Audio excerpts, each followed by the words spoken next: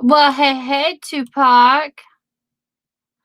Oh, how did you lose your mod? Are you still blue? Hold on. Let me sign in to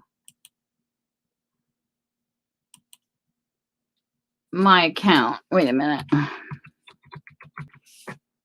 What did I do? Give me a second. Just give me a second.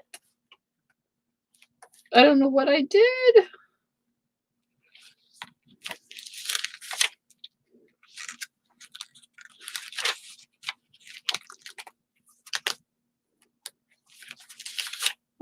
For some reason it signed me out of my account. I'm been having all kinds of issues today.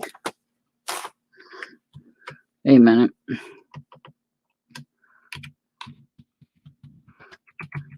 My nerves are frazzled.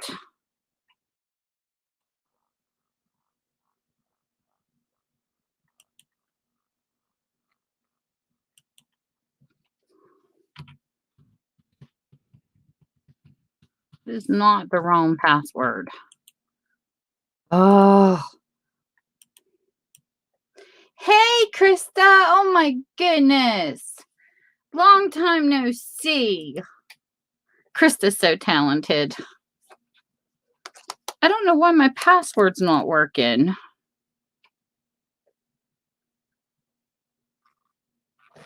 Oh, okay. I know why it's not working.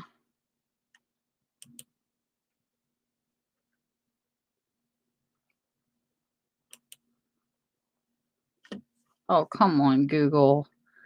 Why do you gotta be such a pain?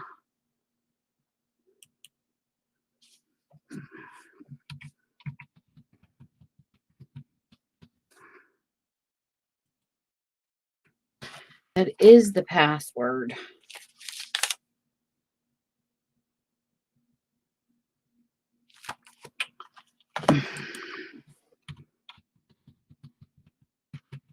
Hold on a minute. I'm trying to get in. There we go.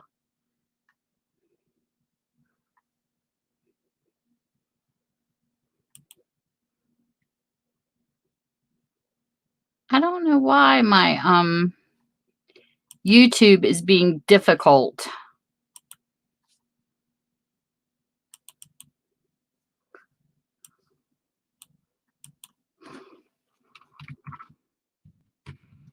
It won't let me sign in for some reason. I've been having all kinds of sign-in issues lately. Have you guys been having any problems? I got kicked out of an app.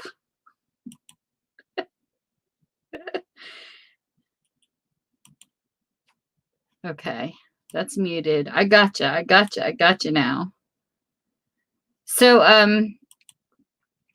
I found this Friends app that I thought was really cool to try. And I signed into it. And it was going good. And then all of a sudden I got logged out of it. And I was like, what the heck? And I don't know if it was scammers or what was going on. The heck? Oh. And I don't know if it was. Let me mute this. Hold on. Dang it, anyways. Sorry. Yeah, and it locked me out. So I tried to change the password because it said the password wasn't working. So I fixed the password. I changed it and it still wouldn't let me in. Now, this was through an app on my phone. So I had to literally go on the computer to the page and change it before it took. That's one thing I don't like about apps. So then once I got that fixed, I got kicked out of it again today. So they said they flagged for something about suspicious activity. Well, heck, there's no suspicious activity unless you call texting. So the actual site knocked me out. At first, I thought maybe somebody was reporting me because there was a couple, fake people on there. You have them everywhere. And I told a couple people off. So I thought, well, maybe they reported me because they didn't like what I had to say. And I don't know. I'm kicked off the app right now, though. It won't let me back on. So anyway, do you guys try this body armor drink? We have this body armor I'm trying here called Peach Mango. And it's got vitamins in it and all kinds of good stuff. Electrolytes. Tastes good though. So what are you all up to?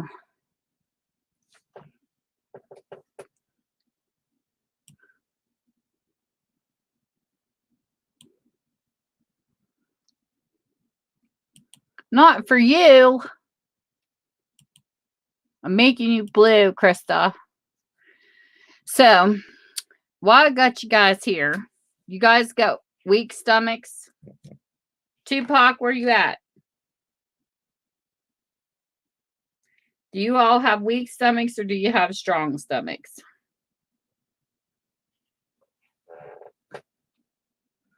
Using scraps. Oh, I love the word scraps. Okay. Well, I got some pictures I'm going to show you guys. My husband got hurt at work a couple nights ago. So my life online has been extremely busy. So I'm going to share on here what happened. He was building a drum and it slipped. They should have had 2 people and it broke his finger in 3 places on his ring finger and it crushed his pinky. So he goes to the hospital and the surgeon was supposed to come and they never came. For 5 hours, he sat there. So all they did was clean it and then they wrapped him up. To me, I think that's crazy because my understanding when your hand gets hurt, especially like if you lose a finger or something, they're supposed to immediately do surgery so you don't lose circulation. You know, it was just awful because this is his life. You know, his right hand is his life. He's a welder. So he was scared to death today that he was going to lose it. So anyways, to make a long story short, he goes up yesterday and they send him, they said that the compensation will pay for it because he was hurt on the job. So they said that he would get compensation under whatever doctor, you know, they recommend your doctor. So they send him to a complete other hospital. That's what I said, Krista.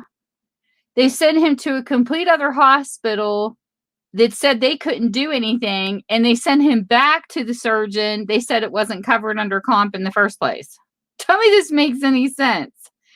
So he finally goes back to the other one. And then today he had to go in for surgery.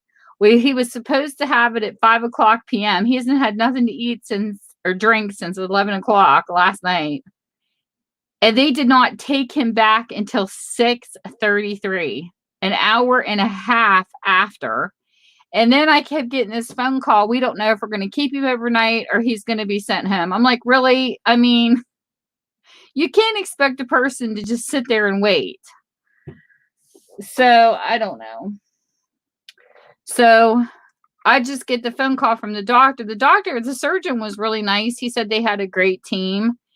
And he said he was fortunate because he still had feeling in the tips.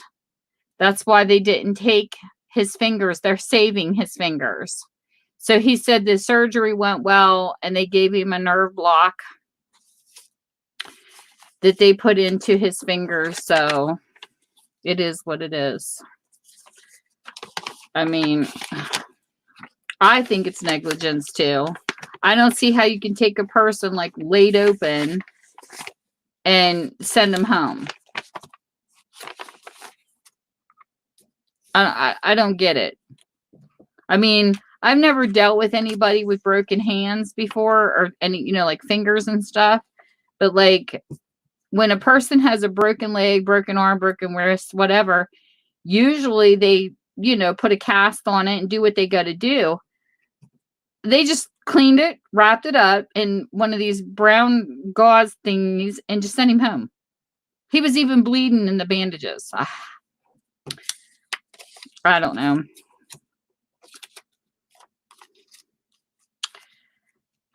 I just shake my head. I think like the medical field's gone to crap, but his surgeon seemed like a really nice person. You know, he was very informative, and he said that he knew that he wanted to save his fingers, so they are saved. He says, but it's going to be a long haul because he had like nerves and tendons and things messed up too, but at least he still had feeling, which was a good sign. Money. Look at that pile of money. I bought these off of someone that was doing a fundraiser. They did them in colors. I think this is cute. See, that's what I said, Krista, because my understanding, like, if it's a severed finger, it's so important to, you know, reattach it as quickly as possible because of the circulation. You know what I mean? I mean, his wasn't completely cut off, but don't you think by them leaving it unattached for so long that it could have caused more permanent damage? That's what was going through my mind too, is just common sense questions.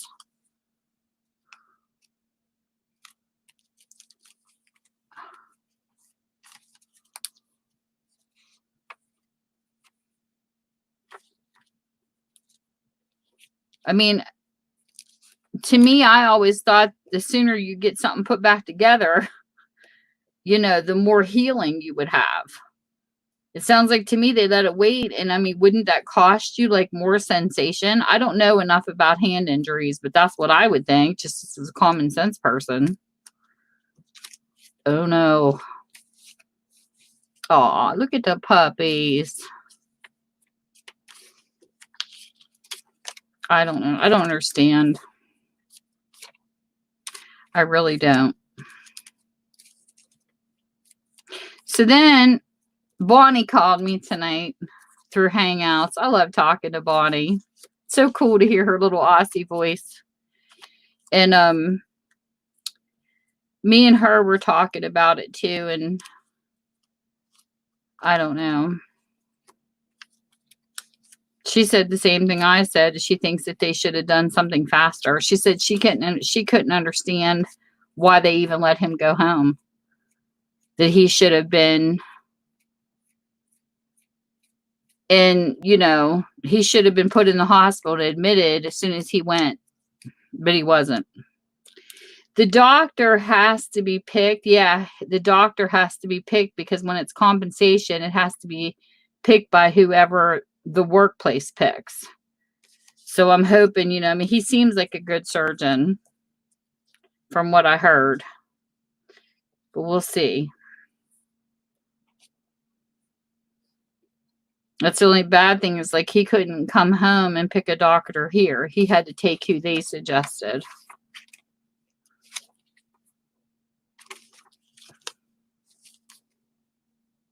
Look at how cute that is.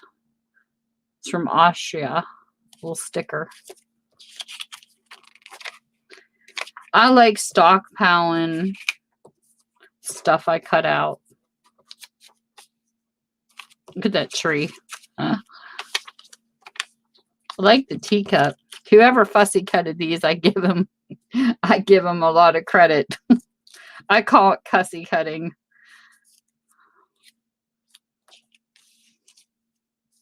I'm a little late coming on my live tonight because I was waiting for phone calls and stuff to let me know what was going on.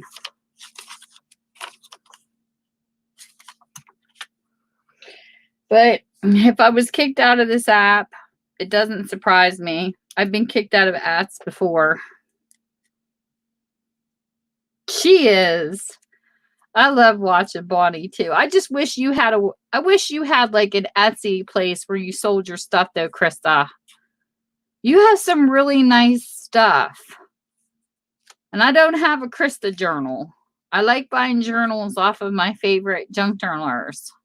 I don't have one from you yet.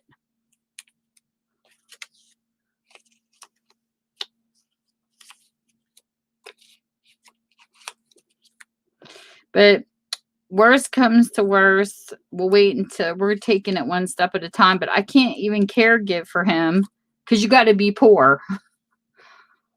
In order for a wife to take care of her husband, because he can't wash his hair or nothing like that, you can't get paid to stay at home and do it unless you're at a certain income level and we make too much money. So I'm going to have to go back to work because I'm off work myself. I actually resigned from my job because I can't do multiple people in a nursing home anymore. My body just can't take it. I've got a hurt shoulder. I'm in physical therapy for myself. They found a spur in my shoulder, but the spur is not causing the pain. It's like in the back. They said it's either tendonitis or it's a pulled muscle. Me personally, I think it's a pulled muscle. But there's also a spur. I have a spur in my one heel, but I get shots for that, so I'm good. But it's my knees. I have osteoarthritis in my knees, and I have no cartilage left. So when I stand, I'm like walking bone on bone. My type of a job right now is actually my bookstore, because I could stand as long as I need to, and then I can sit down, or I can, because I can't sit for a long period of time either. So I cannot do a desk job, because if I sit too long, I have small vessel disease. It cuts off my circulation and my ankles will swell. So in order for me to prevent from taking water pills, because I hate water pills, I feel like I get to pee every 5 minutes. In order for me to prevent that, I can do my job where I can stand, sit, and keep it to where everything doesn't swell. Well, unfortunately, there's no job like that out in the world. You either have a sitting job or you have a standing job, at least here. But one thing nice about, like, if you can get like a one-on-one in-home care, I can do that. Like when I took care of this one lady, she was in a wheelchair. So I do what I had to do standing. Like I would get up and like cook for her or whatever, clean up her kitchen, mop the floors, sweep the floors, whatever. And then I could sit down with her and watch TV. So I think I'm going to go back into the one-on-one care. I think I'm okay with that. I just can't lift like a whole bunch of people all day long, even with assisted living, because it hurts my knees. It's like getting up and down, up and down, up and down. My knees start popping and cracking, and I'm getting old. But, I think everybody should face the limitations. It's not that I say I can't do stuff. My mind thinks I'm 20, but my body's saying, no. It's accepting what you can and cannot do for your health to make it. You know what I mean? So that's what I have learned to do. My body just can't do certain things anymore, and I just have to realize my limitations and find the types of jobs that I can do with those limitations. So I'm hoping I can get back into personal home care, because I do like the one-on-one too more, because I think you get, more time with that person. So we'll see. I'll be out job hunting again pretty soon, because my bookstore just doesn't make enough. I wish it did. If my bookstore made enough money, I would just continue it, but it just doesn't, because it's not a necessity, it's a luxury. And through the coronavirus, oops, sorry, don't ban my video, freaking YouTube, for saying the word.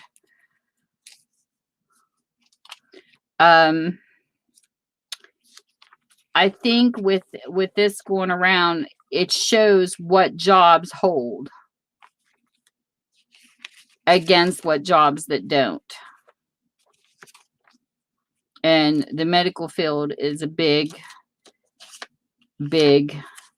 responsibility. And I have to send a lot of prayers and, to the medical people out there, and lots of thanks, because it's rough. Very, very rough. Mentally and physically on a person dealing with something like this. Especially when, like, my husband's in the hospital right now. I can't even go in the hospital where he's at. We're not allowed. Can't even sit in a waiting room. And it's horrible. You know, I can only imagine what these families feel like out there who can't be with their loved ones during this time when they're undergoing things or they pass away and they can't be with them. It has to be excruciating. My heart really goes out to those people.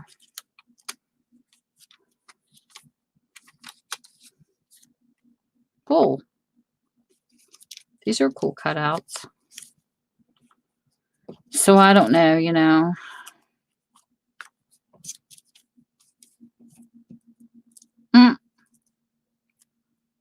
A Hershey's Kiss Hugs. Is that like not so cute? Oh, I'm telling you, Krista, I would love to live so close to different people. It's not even funny.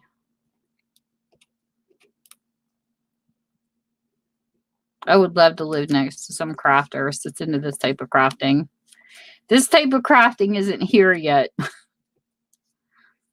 It isn't where I live yet. This is so cute. Look, whoever cut this out of his music books. Ah, look at that baby. She's so cute. Words and a butterfly. I don't even know if my hands could even cut that small of fussy cutting, cussy cutting. I mean, look at the details. Like, if you're doing a butterfly, I probably would chop off the antennas. That's tiny.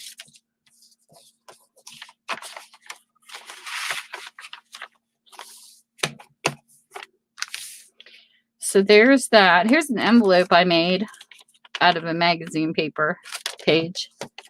These are fun to play with too.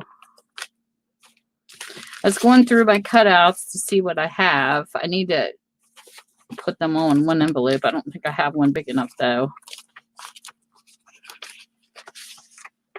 Oh, look at this one.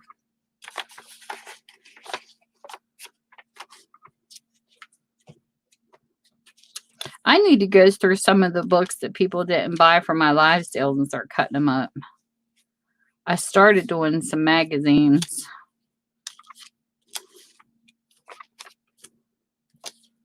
Look at this though. Like, look at the ears. I would like so cut that ear off. Look how tiny that fussy cutting is. Oh my word.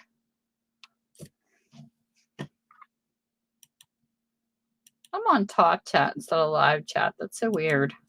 So what are you doing a diamond painting of, Christine?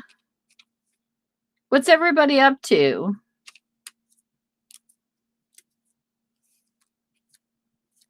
Oh, look at this teeny weeny little cell phone.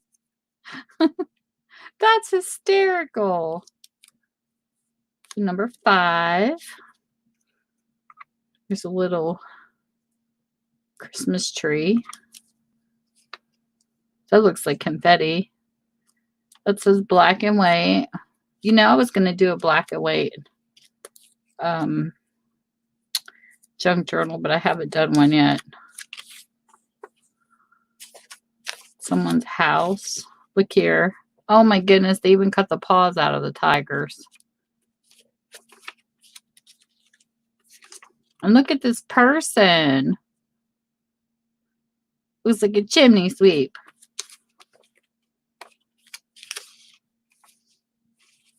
This is so cool. Krista, did I ever show you my glue book? Are you still in here? Nobody's typing. The typing stop, or is it me?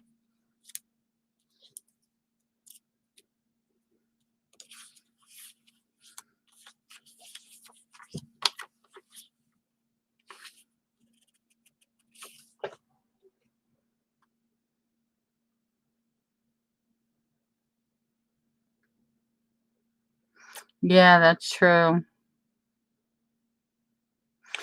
I've checked into both Etsy and Zibbit. I like the layout of Etsy better. I think when a person does Zibbit, you have to set categories and you have to hit the arrow to find the categories, where when you look at Etsy, it's all laid out. I mean, you can do categories on there too, but I think they have a better display.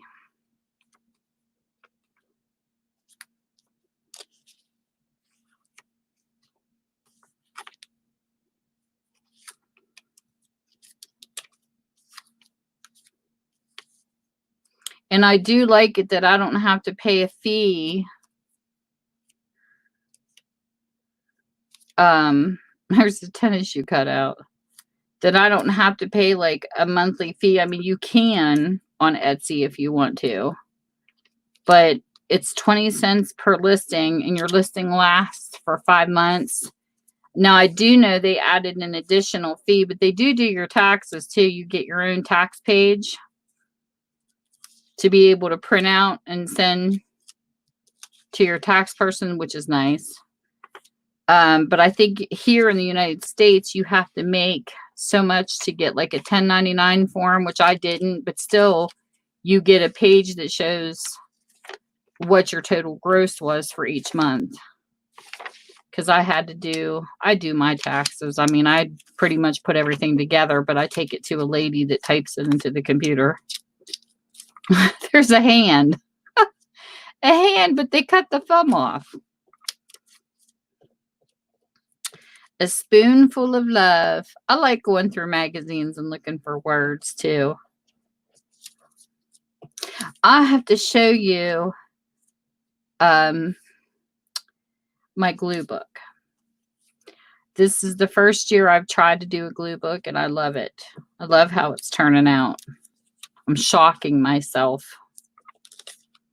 I have always journaled with words or pictures or just words, but I've never done just pictures. So this was different. It was a challenge. I kept hearing Rosemary Morris talking about these glue books on her channel, so I decided to try one.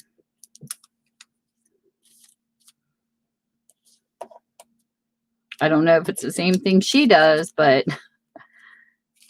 this is cool. So this is the black and white envelope. I like it when people send you stuff. I think I got this from Carehearts. It was a fundraiser. Some lady was cutting these stuff out and doing them by color. She weighs these and she does them by color and she mails them to you. And I got these ones off of her. So it's kind of nice to see what she found compared to what I find in magazines. Here's my glue book.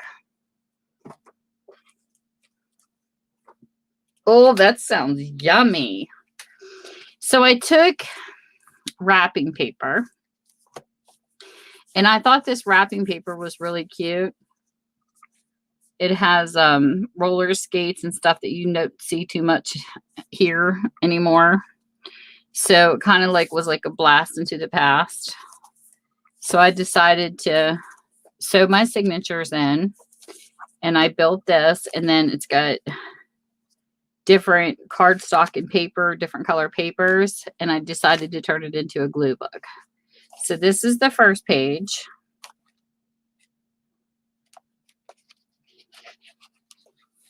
And then this is a page I did on my birthday.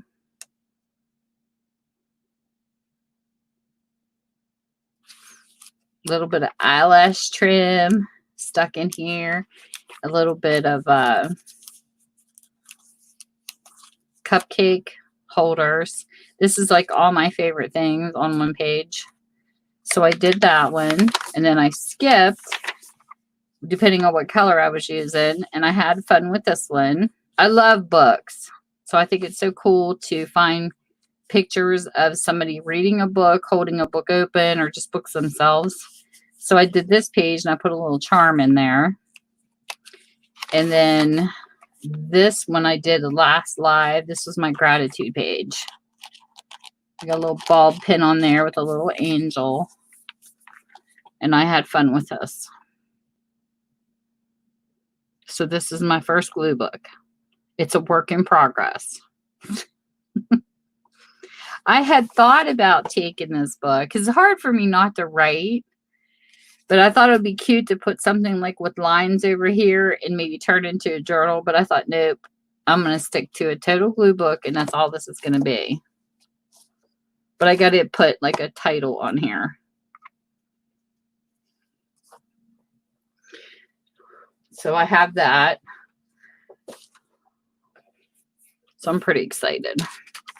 I need to get back to making some junk journals. I had not had the time when I was on 12-hour shifts. I was tired. I miss making junk journals though. I don't have, like, my Etsy's like empty. I think I've got like bags in there right now. That's about it. Between that and live sales, but I need to get busy.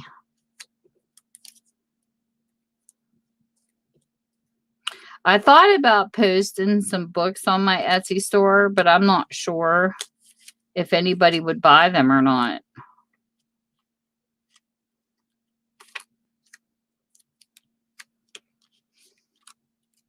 Well, this is kind of cool.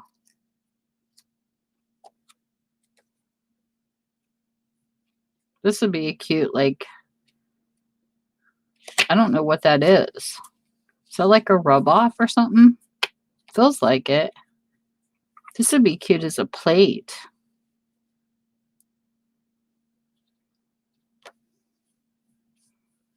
I'm not exactly sure.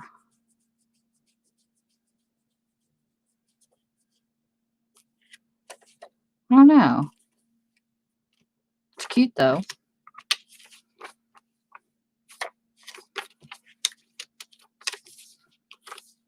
I've never played with rub off, so I'm not sure. These are cute pictures. And I should make some digitals too. I have so many digitals I could share. I just need the time to get them scanned and posted. I thought about that too. I actually love digitals. I like working with them. Like if say you're doing like a denim and you're looking for something specific and you can't find it, I thought it would be cool to, like, I was looking, I actually have a denim book, and I made a Holly Hobby junk journal, and I was looking for some denim pictures, so I typed them in Etsy, and this woman had denim with really pretty flowers. So I had bought a digital kit and then ran them off on cardstock, and they are really cute. I sold that though. All of my junk journals sold except for one I gave in a one I still have, and one I gave as a giveaway. Because I did like a 3-series set of the Altered. And Patty bought the first one in my live sale because I was doing a donation fundraiser for the kids backpack program to feed kids. She bought the first one. I kept the second one. And then Diane, one of my buyers that comes in on my live sales, she won the third one.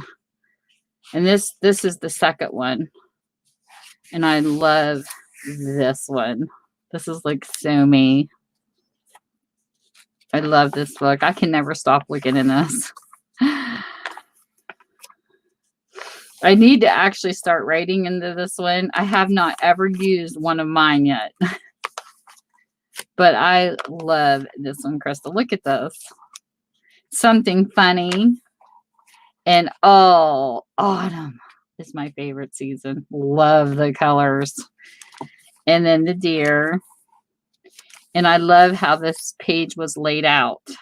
This was all from National Geographics. People have no clue when they throw out National Geographic magazines, the stuff. If you really look at those magazines, you would not believe how many people waste these magazines. I went to a library sale And well, I had a bunch that someone just dropped off at my store, but I went to a library sale and it was like a whole pile of these were getting ready to go into recycling because nobody wanted them. And if people, I mean, look at that photography. You just can't beat it. And there's nothing wrong with taking these pictures and reselling them and something like this, because these are not copied. These are the originals. Look at that turtle. Like, why would you throw out these pictures? So when I think of a journal, journaling to me, this is probably my favorite style of book to do, but it's very time consuming. This was actually in the book. I had to leave something funny in there. When I do a journaling, I want to have a place to write, but something to look at the same time. And this is all my coffee dyed paper. And I like doing a little bit of an abstract look. Like this pocket here, this is a separate piece that I cut and put across this page. And then there's a teeny weeny piece right here that just covers. Like I love doing like different shapes on a page. But I had, what the book had in it, this was actually part of the book too. I left those open. But this, I just love this. Like, who would not want to journal in a book like this? To have like a visual and a place to write. So this, I have to say, is my favorite style. It's just really time consuming when you're gluing the pages together, because I've noticed different size books, you get different outcomes. Like doing these in a smaller book that's thicker is harder, because when you go to glue the pages, you get a lot more wrinkles. Like here, I glued this here and glued this here, and I bent this page back and turned it into a pocket.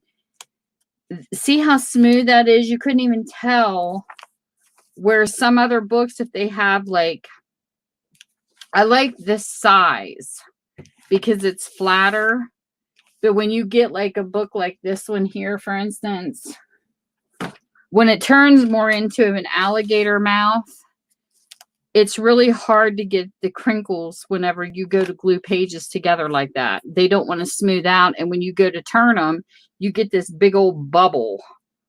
That's the only thing I don't like about altered journals, is when the glue doesn't take right on the pages. But this one here was like perfect because it was just wide enough and flat enough so that the pages didn't warp up. It stayed flat. But I love it. And the size of this one is 9.5 inches by 7.5. So this is definitely not the size of a Reader's Digest. It's bigger. But I can just flip through this book and love it every single time. I never get sick of this one. Just the sunsets and the animals and just everything about it. And then having this page with a different style of font. Thank you. And then I went through and I made one for my mom. And I loved it because I put like all her favorite things. Like I found canning jars. And now that hers came out of like different magazines and books. But like I put like a red truck that my dad used to drive, a red truck. And then it had like a whole page that was like almost like 4th of July type thing with picnics and stuff. And then I put a faith section in for her to do her stuff for church if she wanted to write down her thoughts. Her book was a lot of fun. And one of her friends saw it. She said, I guess she asked her where she got the book. She goes, well, TV. She loved it. So I'd like to sit down with her one time and find out like her favorite things and like surprise her with a book. I rather do it as a when I know someone and know their interest, those type of books come out better for me than trying to guess. Like, it's really hard for me to guess what people like. But I had a lot of fun making this book. I really did.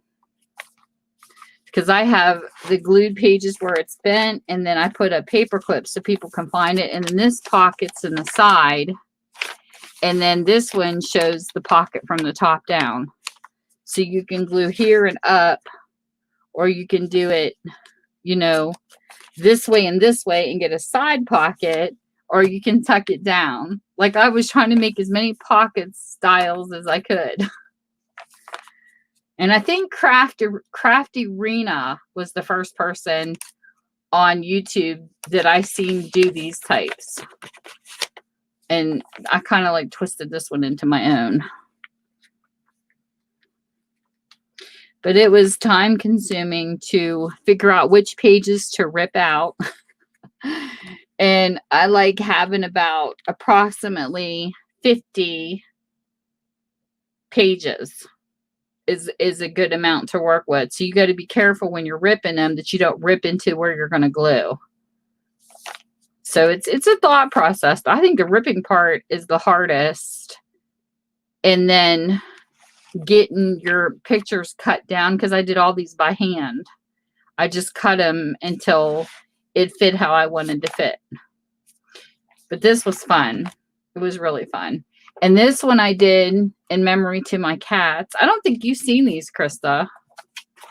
I did this one, which is kind of falling apart because it's going to be an alligator mouth. My cats that were 21 and 22. I love black cats. I just think they're beautiful. They would come out on Halloween. And so I wanted to have like a Halloween / fall. So, you know, because I just love the season. So I turned this into the memory of my cats. They were 21 and 22. We had to put them down. And I miss them. So all I have left to do in this one is add some more pictures that I need to run off. But I had fun decorating this with stickers, with, you know, pages online. Doesn't matter if they're copyrighted or not, because I'm not selling it. So some of these pictures I got from Google Images. And then some I cut out of books. You can tell where the book is like dry rotted. It's like falling apart. And then just a mixture. And then I found these little tags on eBay. I thought these were cute. And then someone sent me this in a Happy Mail, these little black cards. So I added those, and I actually fussy cutted this spider out of a Halloween magazine. And then these tags here, this is ribbon, and this here I bought at a live sale. It just came, you know, when I go to live sales and I see something that fits something that I would create, I stuck these, did this page and then stuck this in here. I think Katie's Tribe of Five made this. She makes really cute ones out of note cards and turn them into side tucks. I think that is so cute. And she put corners on them. So I like that. So I have that in. And just a little bit of everything that I had laid around. And this is my memory book. And this here was an advertisement for The Nightmare Before Christmas. So I stuck that in as a tuck place. And then this I bought off of Katie's Tribe of Five too. This is a mesh. And I put it over fabric that's on cardstock to make a pocket. I added this over top of the fabric to give it a cool look. So I was experimenting as I was making this too. But it's not done yet. Just pictures need added and we're good. And then it goes into fall.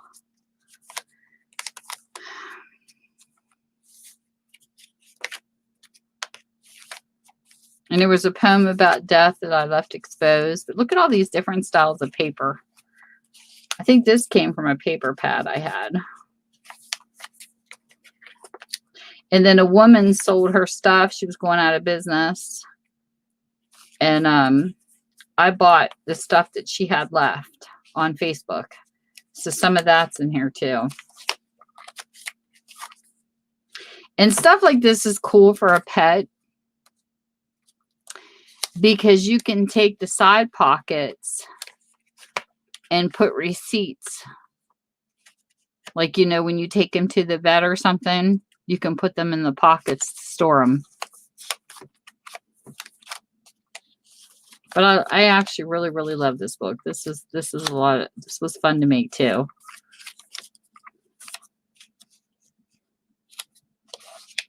It's an old book that came in my bookstore. Nobody bought it. And I thought, you know, I'm going to have fun with it and turn it into a memory book. And even if it falls apart, it's okay. Because I can always take the pages, hinge them, and sew them. It's my Hope and Heather. And that was a really cute border I bought off of that Woman's Supplies. But I love it.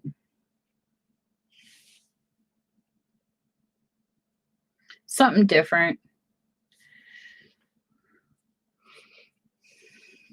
I just need to get back to it.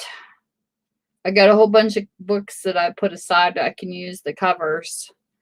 And I went through a bunch of magazines and created a bunch of envelopes. Like, I'm stockpiling. I'm stockpiling my crafts right now.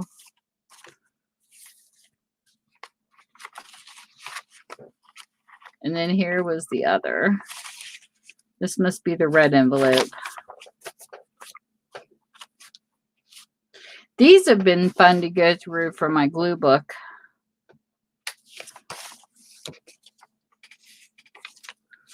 Just adding whatever.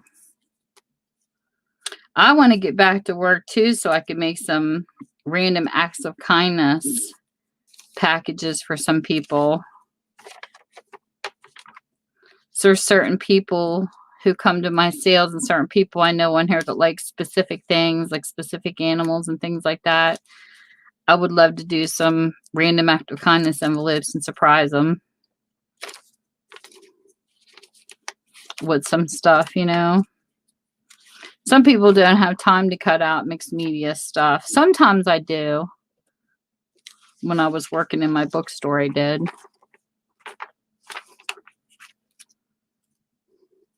That's cute. Kicked. Boy, they really fussy cutted that.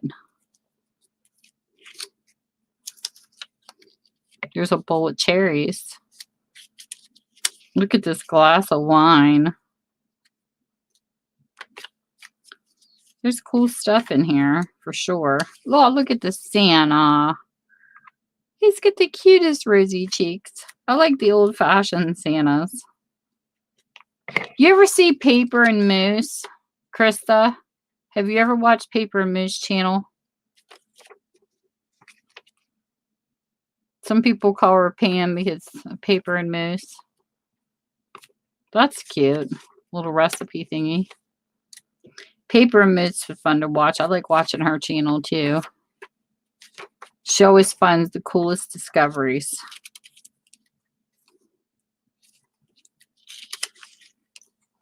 Some red polka dot.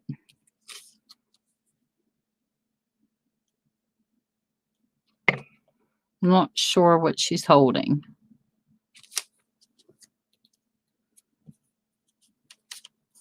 There's a stocking that looks like string.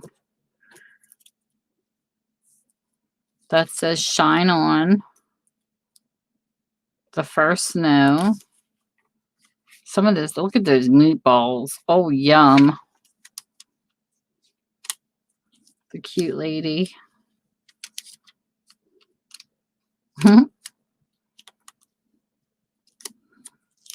I need to get used to using people more. I never liked to use people. I like nature stuff, but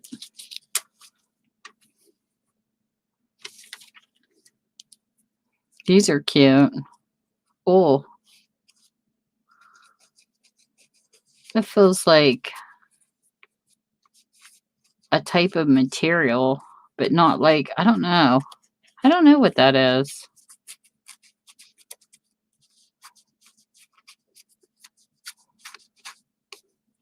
All their books are different.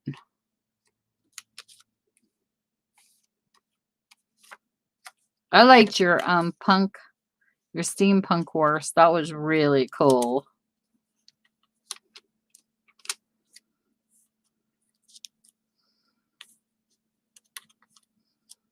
Boxing gloves. Baby, it's cold outside. I like that sleigh. Oh, there's a big spoon of, looks like peppermint ice cream.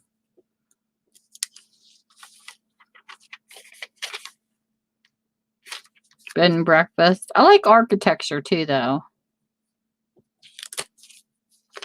I found some cool buildings.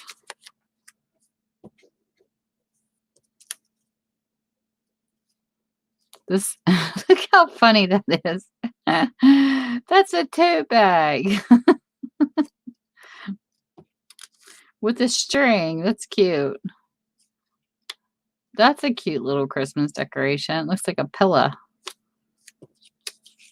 And there's a baby in the carriage.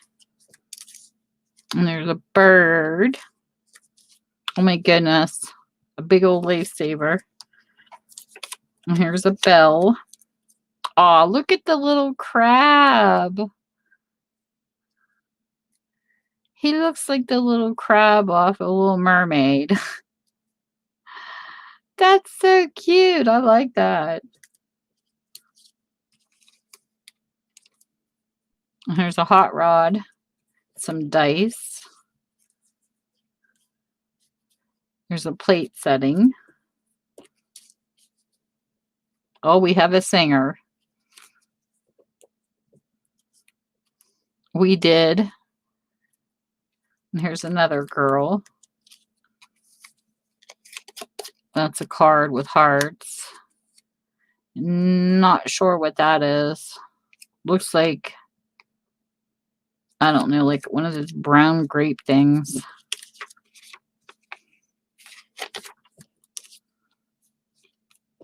I've done signatured, altered, and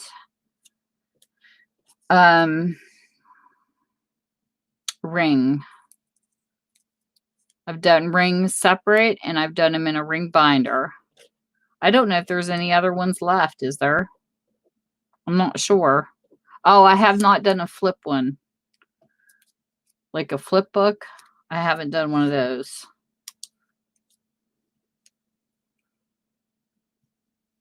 That's cute. Enjoy.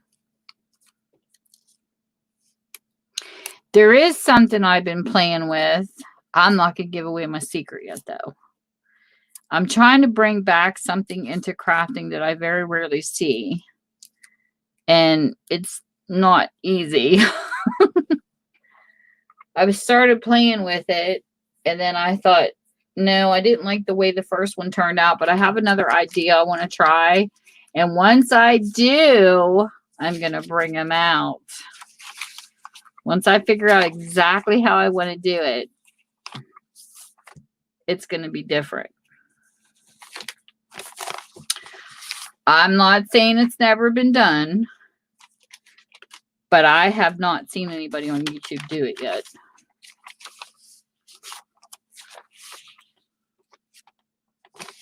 And if they have, oh well. I just have been experimenting while I have a little bit of time on my hands, which isn't going to be much too long. Oh, well, thanks for coming in, though. I'm glad you got to come. And if you get a chance, check out Paper and Miss. She's awesome. Especially the one video that she went to, and she found this thing about a serviceman stuff. A person that was in the military. Oh, it was so touching. Very, very good video.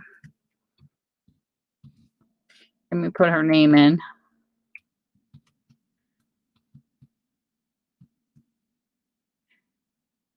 It's just like story time because she does like a lot of sidewalk garbage looking and addicts. I mean, it's just her channel is just so cool, the stuff she finds. You just got to be in the right place at the right time.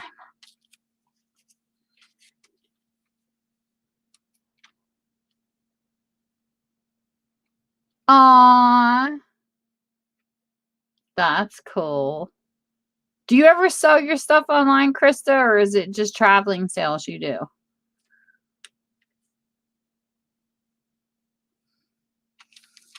One of these days, woman, I want one of your journals. Did you see the one that Michelle made?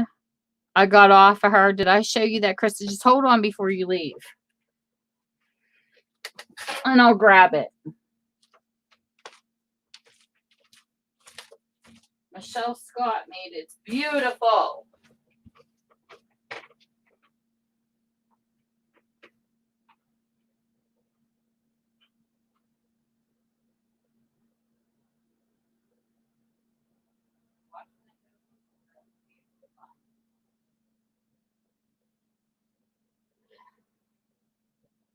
Really.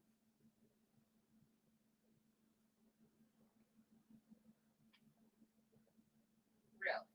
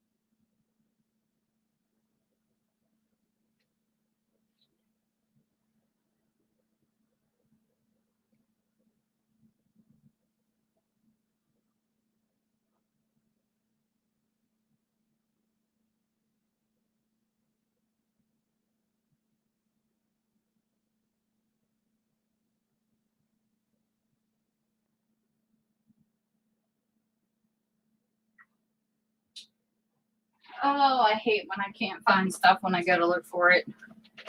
Michelle made me a beautiful journal, but I hid it from myself. I know I got it stored somewhere where it's not exposed, but I'll have to find it later. But here's another beautiful one that I have. This is the kind of art that I was playing with and doing stuff like this in picture frames. And I saw a person make this as a faith journal. Look at this journal. She is so talented. Junk Journals and More has a sister, and they are both so talented. And this was the faith journal I got off of her sister. And I love them. I haven't got to play in this one yet. Look how beautiful the images are. Like, this book is just beautiful.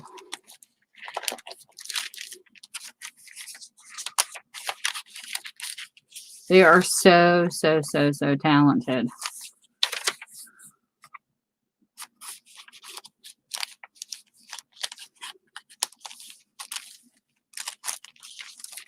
Look at that. But anyways, this was one of them, and Michelle did one for me in horses, and I just love it.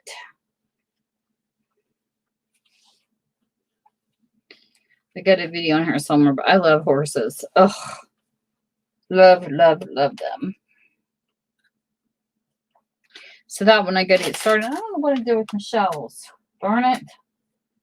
I always wrap up my favorite ones and I hide them from myself because I don't want them to get like dusty. And I know I've got hers put away somewhere. But they're beautiful. So anyways, I'm glad you got to come in. Thanks so much for stopping by, Krista. It was so great to see you.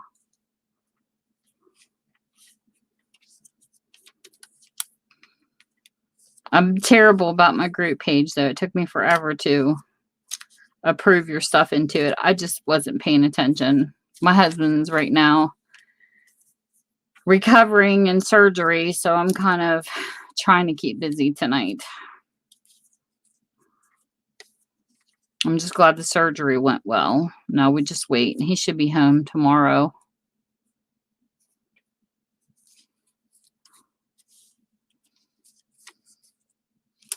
All this was cutouts I cut out. I cut these out when I was in my store. But you notice how most of them squared. I don't like fussy cutting.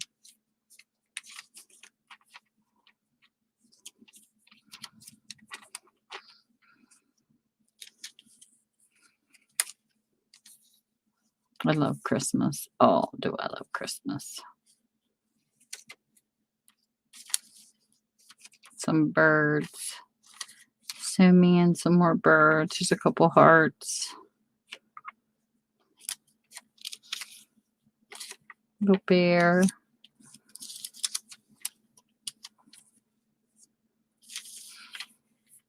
Get the horsey.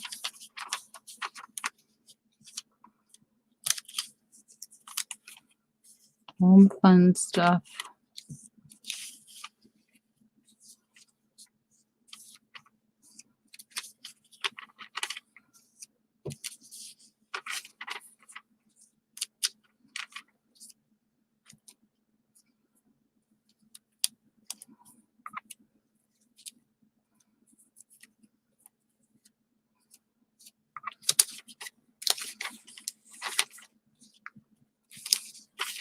That's cute. A butterfly. And a pretty giraffe with the birds and the sunset.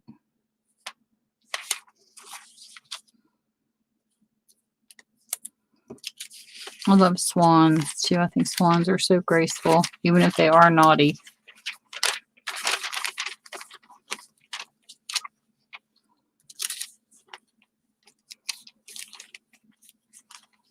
Sleeping Beauty, and there's a polar bear. Piece of wood looking stuff. True Blue, because it's my favorite color.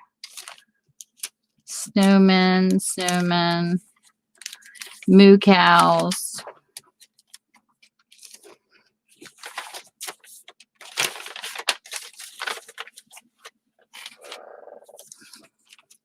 My squeaky chair.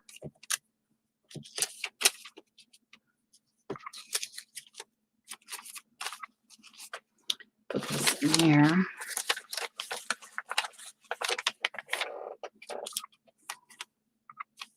Gather Thankful, Home Sweet Home.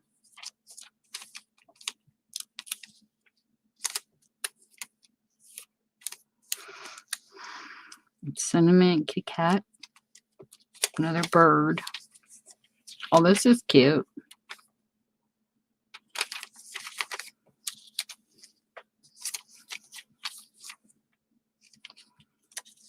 Here's deer.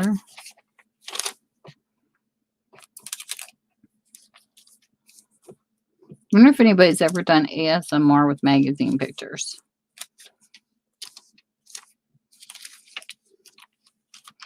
Ace Queen Cone. Dare to Dream. Little puppy. More horses. Oh, that's a pretty eagle. Cardinals. Quilted.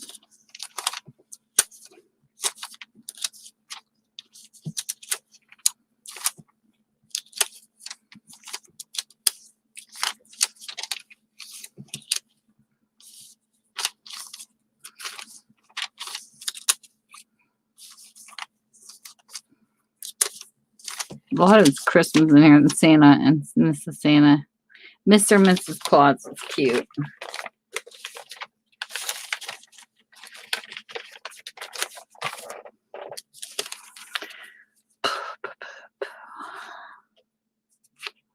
Of all the gifts I could send, the best is knowing you are my friend. That's cute. That's cute too. Blue angels. Highlights. I got a bunch of highlights books sitting around here somewhere too.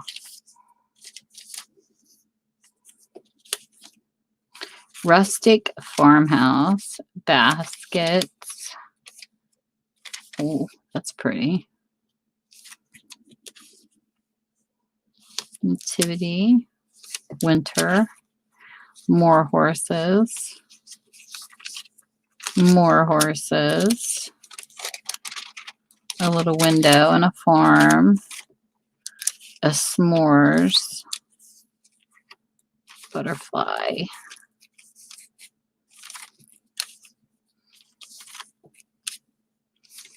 Lovable. Lanterns. Be jolly.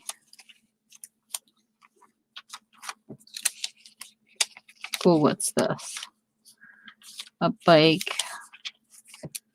Flowers. Planet. Oh, that's cute. Eyeballs and mustache on a tree. Hey, Louise. Oh, just sitting here going through some fussy cutted stuff. What are you up to? My hubby had surgery, Louise. He got hurt at work. He's in recovering right now, so I'm waiting for tomorrow for him to come home. We just thank God he didn't lose his fingers. But he's going to have a long road ahead of him. He got hurt at work. Here, I'll show you the pictures. If you got a strong stomach. I had a couple days.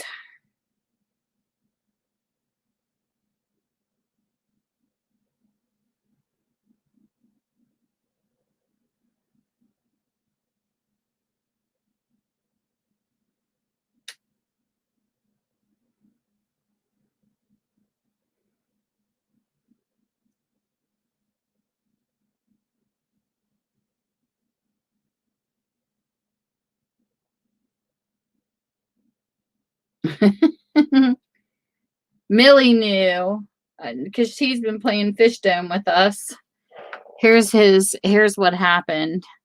He was working and they were building a drum, and the ring came down and smashed his hand. He broke his ring finger in 3 places, and his pinky is smashed. And yeah, it was pretty bad. So the surgery was done today. Why am I getting messages from this app when I can't sign into it? This app makes no freaking sense.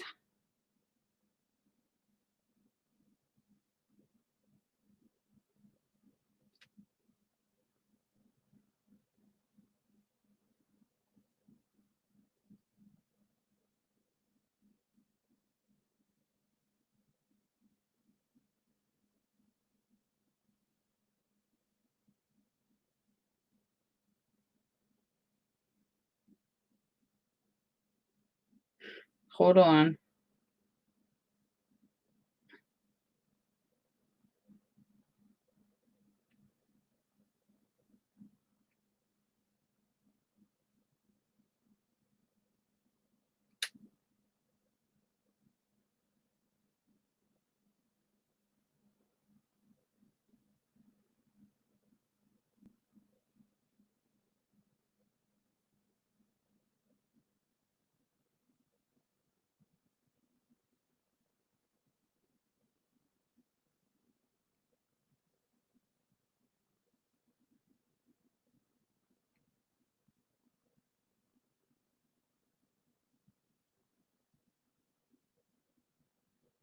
This is so.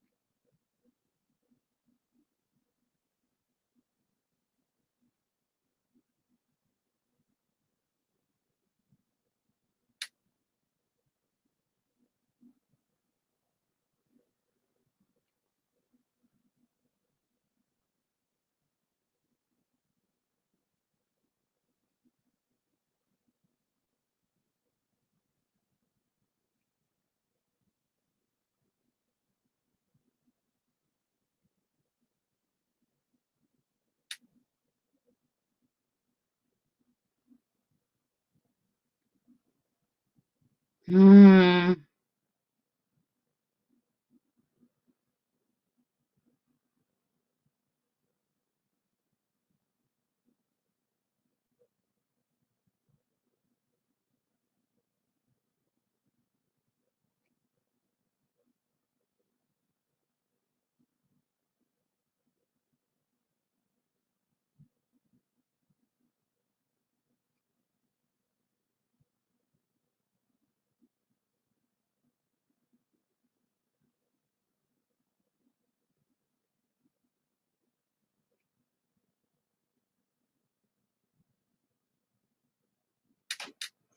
This is unbelievable. This app knocked me out, and now it's saying that my freaking phone number is not valid when I'm on it. Oh, this is so irritating. Hold on, I'm going to try to fix this through the computer real quick. Unbelievable.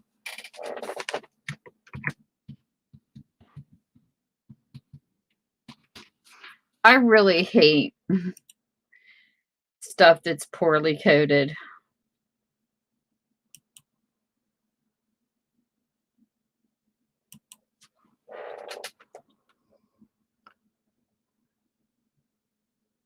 Enter your phone number in the text box below and we'll send you a text message.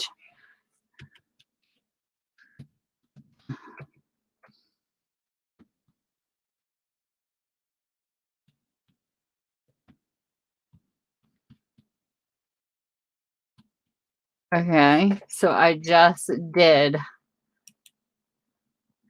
Your phone number you entered is invalid. Please try another. I'm on my damn phone. Unbelievable.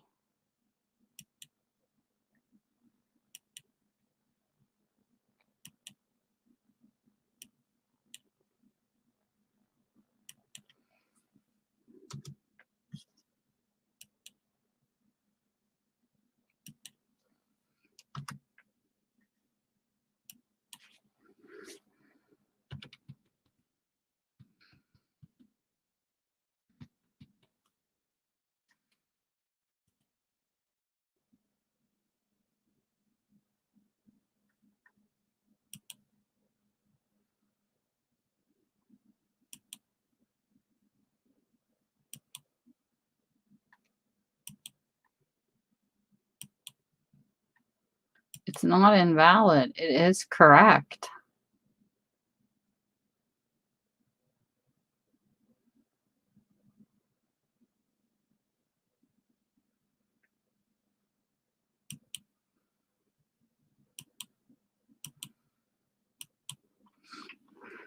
Okay. What is it saying?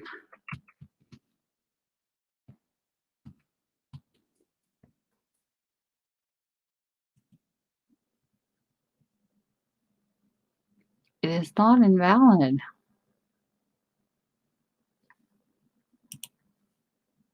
This site is so gay. I changed my password on it, and now it's telling me my phone isn't real when it is. This is a joke. It really is.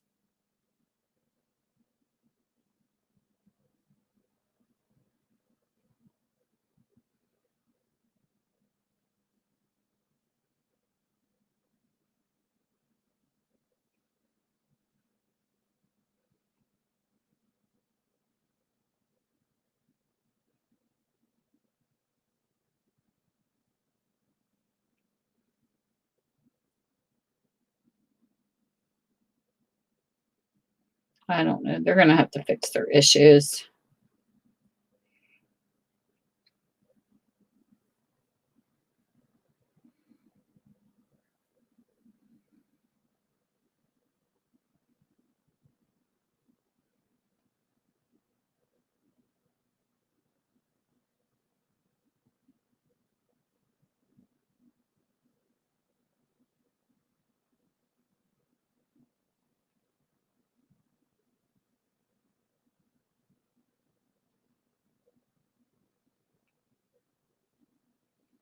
Whatever. But anyway, it's cool because they come out with this app that, like, if you relocate and you move, you can meet people on the app and have like friends in your new town. And it asks you like questions when you sign up for it. It's been really interesting, except for being kicked off of it twice. Yeah, it is. I was teasing the surgeon when he called, and I said, I'm glad that there's people like you that can deal with lettuce. And my mother used to tell me all the time I'd be a veterinarian because I love nursing animals. I told my mom, it's one thing to bandage them up. To cut into one, I don't think so. I don't think I could handle it. Now, to be the vet assistant, like, you know, where you take them at like after they've had a surgery and that kind of stuff, I probably could get into that. I just would not want to be the doctor. And just think of how, you know, his nerves and his tendons and stuff, trying to put that back together, how delicate that situation has to be. You know what I mean? I mean, you would have to have good precision, good eyesight. He said he had a great team of people, but my husband was afraid he was going to lose his fingers. And the doctor said, the surgeon said that he didn't want to. And he was glad that my husband still had feelings in the tips because that was a good sign. So he says he's got a long road ahead of him. He told me that when he comes home, how he has to hold his hand and stuff. So we got to make sure it's elevated. He says it's very, very important. He says, but then you're going to have fun between about week 3 and 5. Because my husband's always busy. He is not one to sit. And by that, that's where I'm going to have to sit on him. That's what I told the doctor. I said, you telling me I'm going to have to sit on him here in about 3 to 5 weeks? Because he said he's going to get to feeling good because he's healing, and he's going to think, oh, I could do more with my hand. Well, he can't. He said he is really going to have to baby this because there's like pins up and down inside, and they're going to have to be removed between 6 to 8 weeks. And he needs to keep his hand in a certain position, and he really needs to baby it. Because there's going to be more surgeries coming up. It was bad. He said it was really bad. Depending on his healing time, he looks for him to be out of commission at least for the next 2 years. That's going to be rough. So we'll have to see. My husband, though, he's like, why can't we be at the age where we retire at the age of 50? Like, why do we got to wait till we're 65? He says, I'm old. So who wants to see a flip through of my wonderful faith journal? I'm going to do one anyways, just because I want to nib in it again. I haven't looked in it in a while. I should be using it tonight, actually.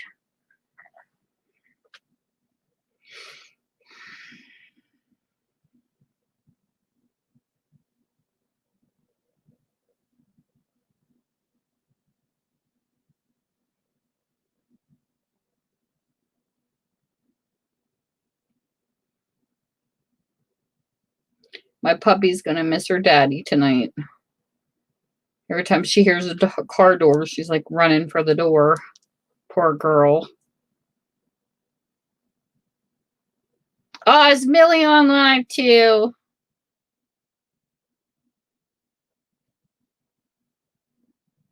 That bad girl.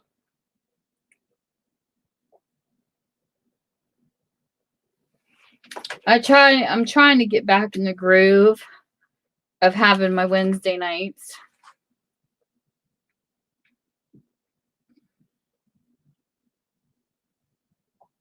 Because I have been neglectful of staying on. So anyways, this is my faith journal. I love this. I'm going to pet it. Junk journals and more. Her name is Danny. Her sister made this. And she advertises. I think she had one in silver, one in gold. I just really like this one because of the pictures. She did flip throughs. Oh, hold on. Give me a sec. Hello? Yeah. Are you awake? You're on YouTube, dude. Listen. Here's Mikey. He's here, ladies. They're asking you about your surgery. I know. I talked to your surgeon. Puppy's been running to the door every time she hears doors shut and want her daddy. Louise says, hi, Mike, and get well soon. How you feel? I bet.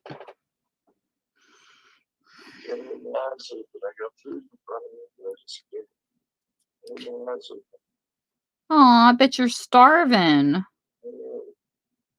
Is there anything you can pick up with your left hand? Well, he gave me the lowdown. You gonna remember this conversation? No, so don't even try. Well, he said that you have got to keep your hand elevated. Millie says hi, Mike, and get well soon. She's in here too. And he said by the 3rd or 4th week, I'll probably have to sit on you because you're going to be action and wanting to get up and do things. And he said you can't. No matter how good you feel, don't move your hand. He says it's very, very crucial. He says when you're laying down in bed, he wants your arm up on a couple pillows. So we'll have to pile a couple pillows. He says very important to keep your arm elevated. And when you're sitting on the couch, to keep it at heart level. So we're going to have to cushion you up. So you have something that your arm sits on. He says, but he says, I know Mike's active. I can tell. And I said, yeah. And he goes, well, just tell him that because he thinks he's feeling good. He's not. They gave you a nerve block and they put pins in your fingers and they will have to cut your finger will have to come out in 6 to 8 weeks. He says it's going to be a long process, but they got to save your fingers. Thankful that they saved your fingers. That was your biggest concern. Right. He said he was going to try to do that. Huh? He said he was going to try to do that. And he also said that 10 o'clock, around 10 o'clock in the morning, you'll be released. And I called Frankie and your mom. And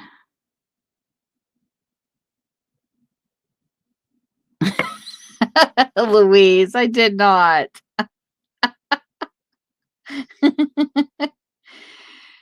The pins in his fingers. Not that his finger's gonna come out in 6 to 8 weeks. He's got pins in his finger because he broke the 1 in 3 places. And those will have to come out in 6 to 8 weeks. Did I say that your fingers were coming out, Michael, or the pins in your fingers? I don't know. I don't know. I didn't think so. But anyways, that's what's going to have to come out. And but he said overall it went really well, and they had a great team that worked on you. So we shall see with time. I'm gonna get off here and try to get some. Okay, and I told Frankie the address and everything, and they said around 10 o'clock in the morning is what he's going for to release you. Alright. Alright, I'll talk to you later. All right. Do you have enough Tylenol here, or do I have to pick some up? Because he wants you to have Tylenol too. There's plenty of time in my life. Okay. I'm glad you got the call. You better take care of yourself. If I feel better later, I'll call again. If I feel better later, I'll call back. Well, just try to get some rest and make sure you eat. Alright, I'm gonna try to eat some. All right. Well, just try to relax. Don't worry about calling back if you don't have time, unless you want to. Alright, Bye. bye. He sounds so sad. Poor guy. He probably won't remember anything I just said to him. I just want him to get rest. He needs it.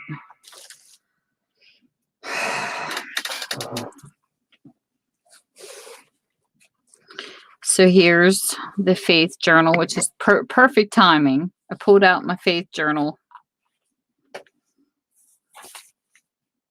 And this is a flip through. I'm going to do an entire flip through of this, even though she did it on her channel, just because I love it. I have two faith journals right now. I have this one, and I have one that Uni made, one that JD made, and I bought it off her. She made it specifically for me, a custom one. This is pretty.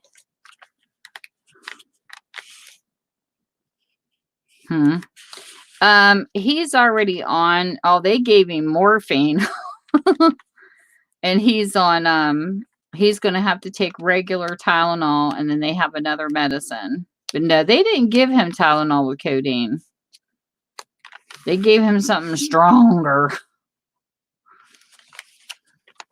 And then here's a big old card. I think these big cards are fine, but I don't know where you find them. Look how cute that is. Where do you find cards like that? That card is huge.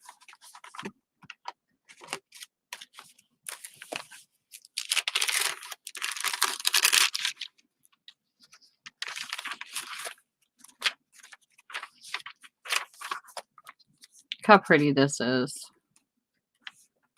She did these pretty layers.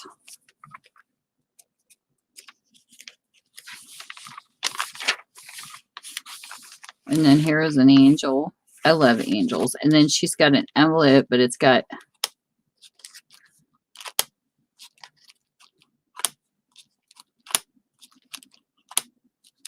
magnet. I've never seen cards that big and cute, though.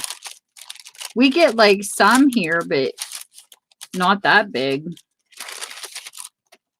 And here's another angel. Here's a card called Things. Thing you should never store in the cloud. That looks like a fun game to play. My problem is I find stuff and then I don't want to get rid of it, Louise.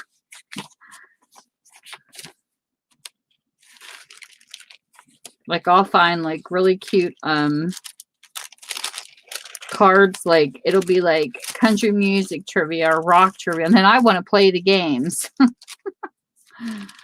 And then there's this. I don't know where they find these vellum type bags of, because this feels, I just like the feel of that. And there's an angel. Some rating paper. Look how pretty this is. Oh, and then here's one from the Cheers game. That looks like it'd be fun. And then there's another angel with coffee dyed paper. And then here's a, this opens up. I like how she did this. It's like a secret rating place.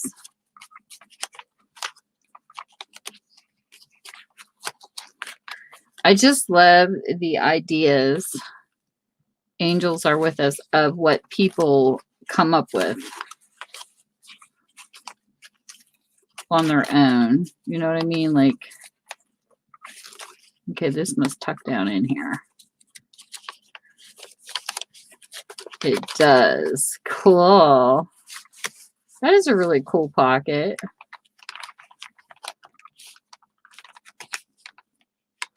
And then I have no clue what I'm doing with this because I never flipped through this one yet. And here's another angel.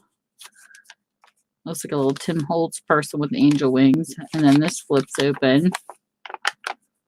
Then you have this. I love this. That's so cool.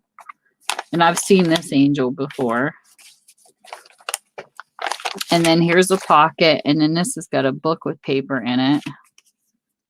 She did a really good job.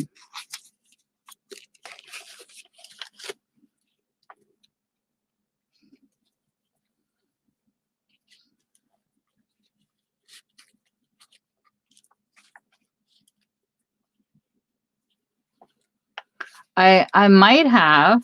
I'll have to look. I got so much stuff right now, Louise. I don't even know what I have. Because when I was crafting and doing journals, I was like adding stuff to them as I got, you know, bought. But like I have not had time to craft. So I got like a whole bunch of stuff sitting around, not used. So Lord only knows I'll come across something and be like, oh, I forgot I had this. Because if I'm the type, if I don't see stuff, I forget what I have. Like me and we just had this discussion. I said it would be so cool because I know people have like see-through glass doors and things on their cabinetry where they can see what they have. That's more me. I feel like people who can't handle clutter are the ones who design kitchen cabinets you can't see through. We're on the total opposite. Like I want to see what I have. So when I go to stockpile my stuff, I told my husband eventually I'd like to turn where my bookstore area is into a crafting room too. I would like to have the bookshelves to display everything to where I could see what I have. Because I hate being one of those type of people to stick them in totes or things where you can't see and then you don't know where to pluck from. My husband's like that. He hates clutter. And he hates seeing things. He would rather hide everything, and it could be a mess. You'd have a closet that you would open up and everything would fall. I'm the total opposite. I want everything organized from the inside out, but I want to be able to see everything. Like if I had my way, my spice rack would not be behind closed doors. Because that way I know where to get it when I go to cook and stuff, you know? See, that's me too. And there was a person I was watching who set up their craft room, and I loved how they did it because everything was open. Like they literally had drawers you just pulled with your hand, and it had no handles, so you could actually see through the cubby hole what was in it, and it was a see-through container. That would be my kind of a craft room. Then things hidden. I can't stand nothing hidden. So she took this and had this wrapped up somehow. This was really cute. Another tuck. How cute is that? You open up and you write into this and you can have, this would be a nice place if you wanted to just put, I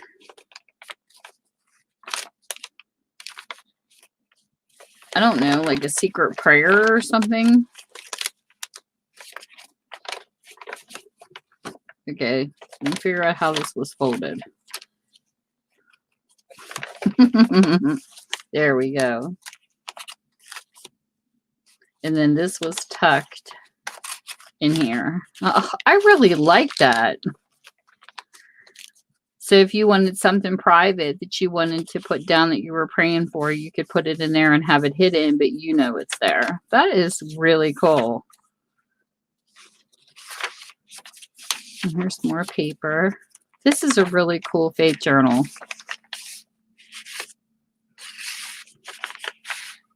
Another angel. A star performer card. Work together to get these things done before time runs out. Something red, something magnetic, something scratchy. Fast fun. That's cute.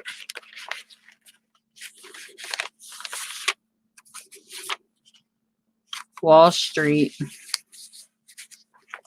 Play money. And then here's a pretty picture. She did a lot of sewing. I don't forget her sister's name. Danny's sister is very talented, but she doesn't have an Etsy store. She don't have a YouTube channel either. So she usually shows her journals and her sister journals. Right now, I'm working in one. I'm actually using one of Danny's journals.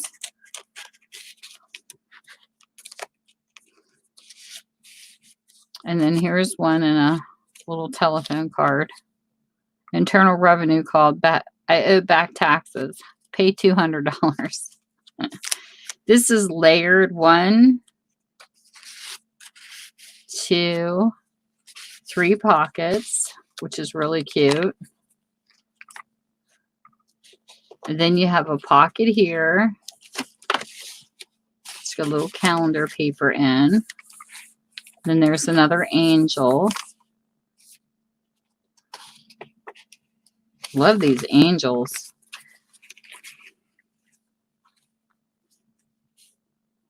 The Whispers of Angels. I love this. This is very pretty.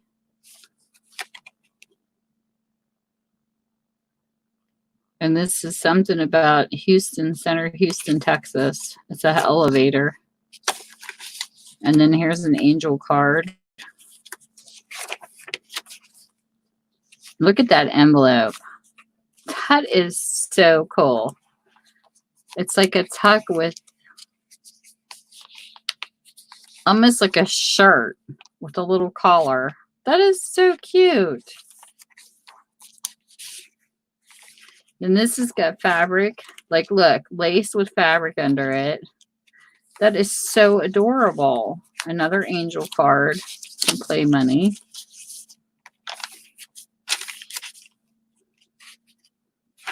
Definitely eclectic. I love it that it has little papers and big papers.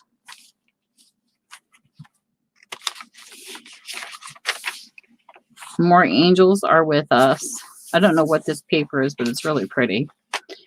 Corporate seal. Here's a little card and another angel card. Beautiful butterfly down in the quarter with beads. Some eyelash trim. Love that layer. This is a beautiful faith journal. It really is. And then here's, look how cute that is. It drops down.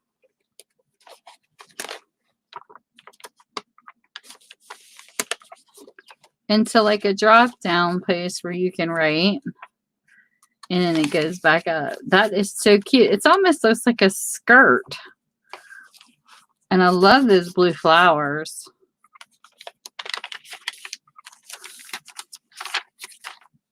There's another angel. More cool paper. Here's another pocket. Notepad with flower picture on it.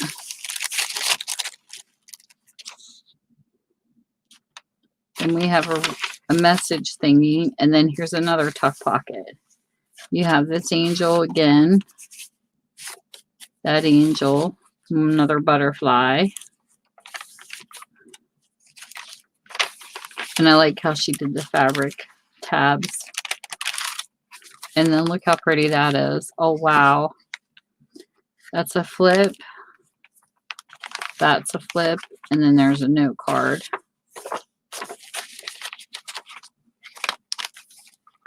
And another pocket. With a paper and an angel.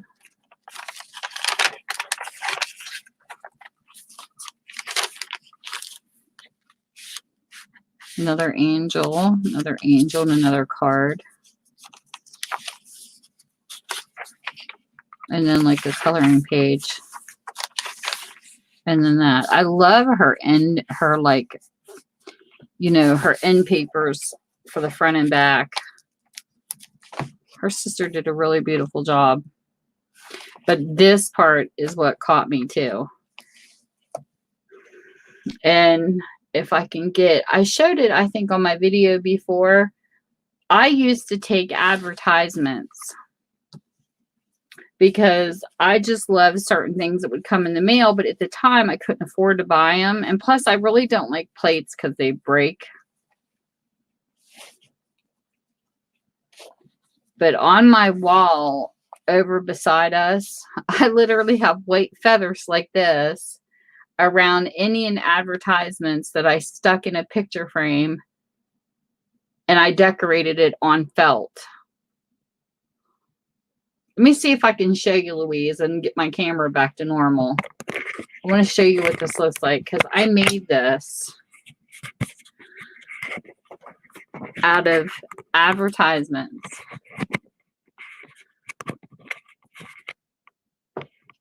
See that picture back there, clear on that back wall? That's white feathers around advertisements. And I just fell in love with those pictures because it's all in Indian style. So that's why, like, this caught my eye because I used to play with stuff like that before I ever was even on here.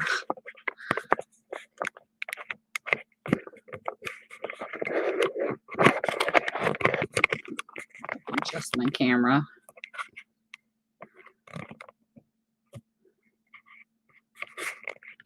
My camera don't want to cooperate. That's why I really don't like moving it.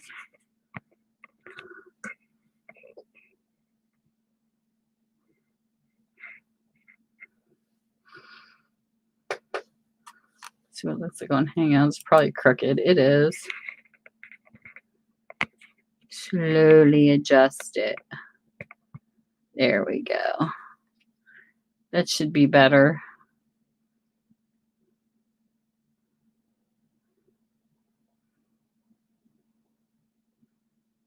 A little better anyways.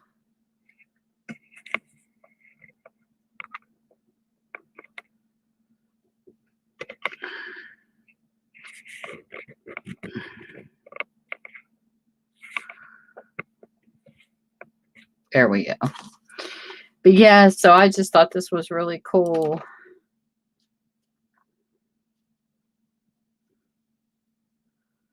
And it's so soft and like angel fur. She did a really good job on this. I'm impressed.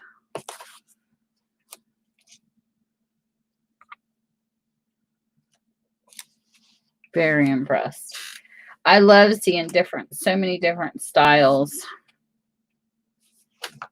I actually have an unbagging of one that came from Canada that I never opened yet because I've been saving it for a video.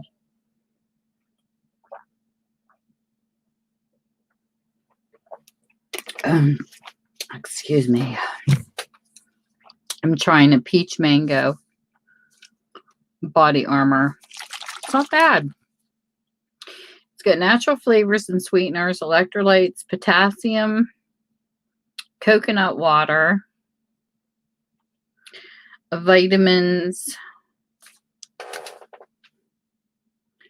B3, B5, B6, B9, B12, and A, C, and E.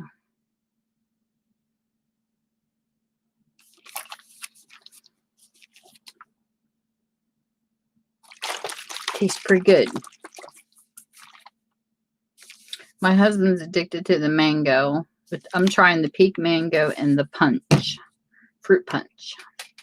But I do like the mango one too.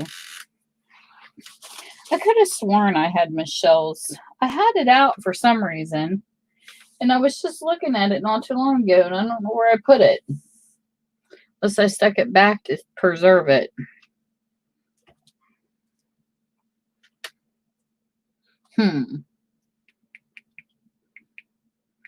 I am not sure.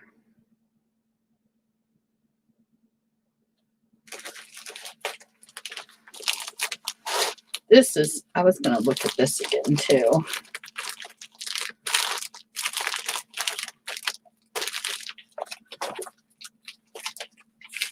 I was trying to figure out what this was when I opened it.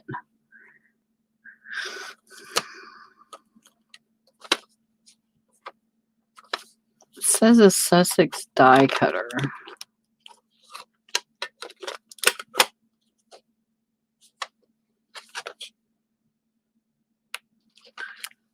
I'm not really sure.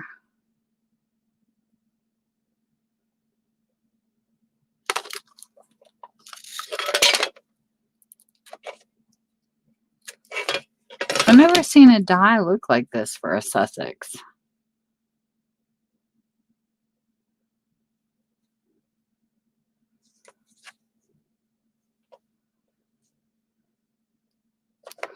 It says on here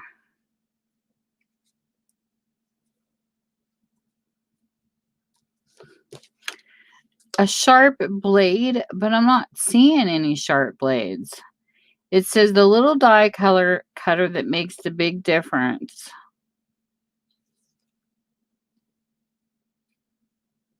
It says caution, sharp blade, avoid contact, but I'm not seeing any blades. I wasn't sure when I first opened this.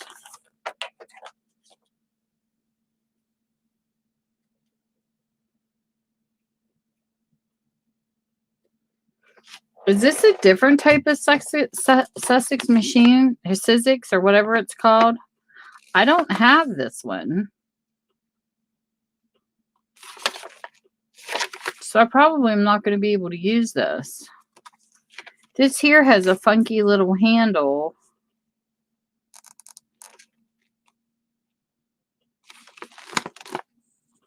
I have a Big Shot.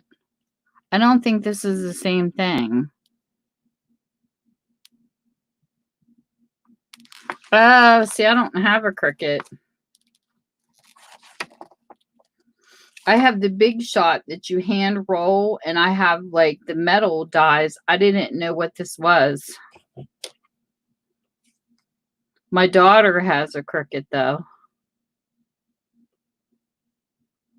Yeah, because I was trying to figure out how to use this. And I don't see any sharp blades. I have no clue what it's talking about. But she doesn't have one that looks like that though.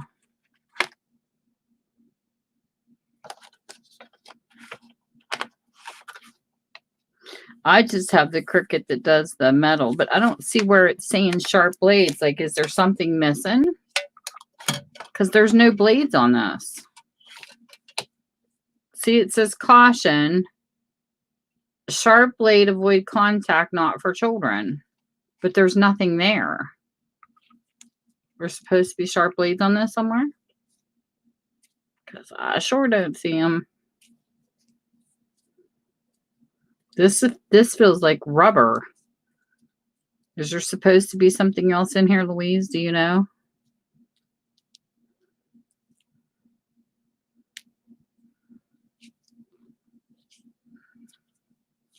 I don't see any blades.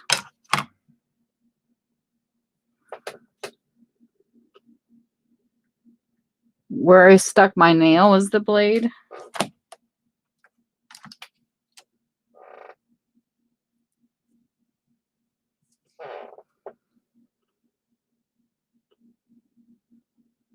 Oh, okay. Interesting.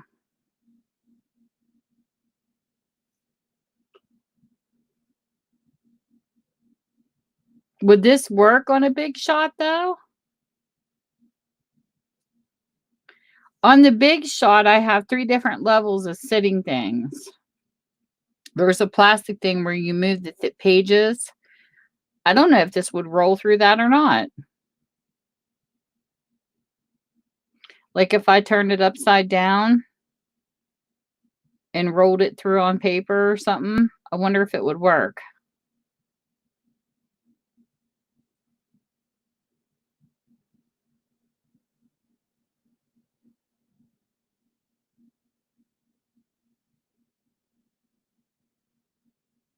Yeah, that's what I was wondering.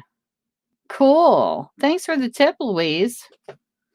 Yeah, because I have embossing folders I still haven't played with on there, but I know there's layers to that big board where you can flip it and it makes it thinner or higher. Interesting. I'll have to try it. Kara has beautiful angel bags that we could, that helps fundraise for the hardest. And I don't know if you've seen the video of the opening or not,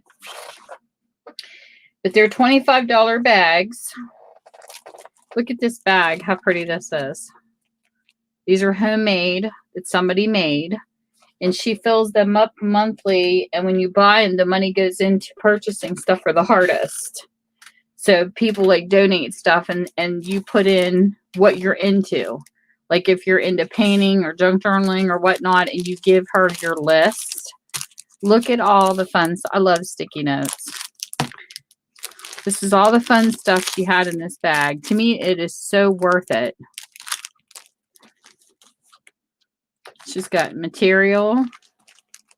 This all came out of the same bag, the same like angel bag. She stuffs these full.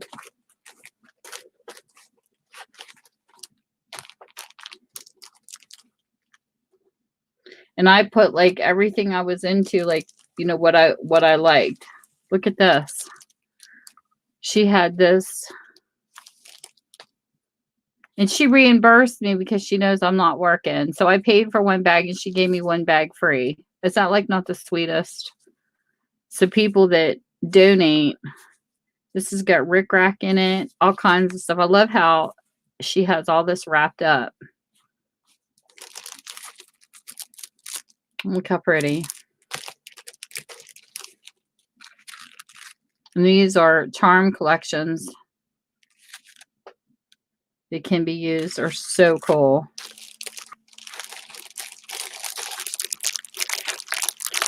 And then here's a bunch of mixed stuff, like rhinestones and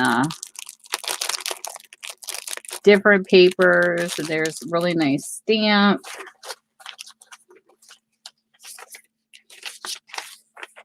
How pretty this is. Just a bunch of random for journaling. And then there was all these on a bingo card. Look at all those cute bratty tape buttons where you can poke them through and use them. I think this is awesome. And then altered paper clip. And then on top, you get this beautiful bag.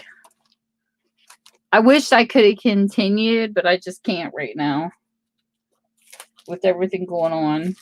That was the second bag. This was the first. And it's got a bunch of goodies in it too.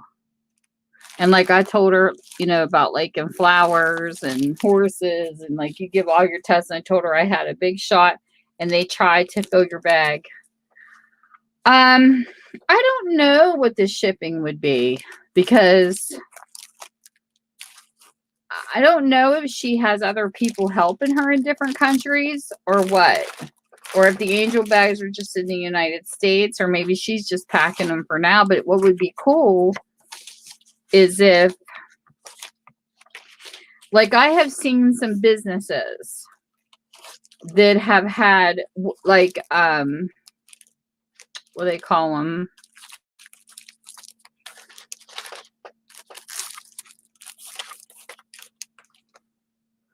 Like makeup places, they would have warehouses and they started putting them in other countries so that the prices wouldn't be terrible on shipping. And I thought it was really, it'd be really cool if, like, being that it's the hardest, it could really be for any country that has low income. It'd be cool if like one person in each place would build up stuff and then do it within their country. That way they would save on shipping. That would be awesome. That way they could help other people too. You know what I mean? Because I think the idea is great. I love the idea. I love this fabric. Look at this green.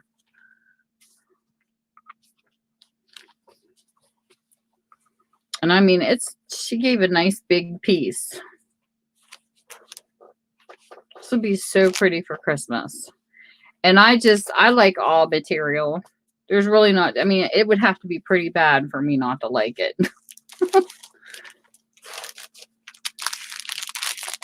Just like totally out of my realm. But I just think this is so awesome. I just love it. This is like a pluck bag.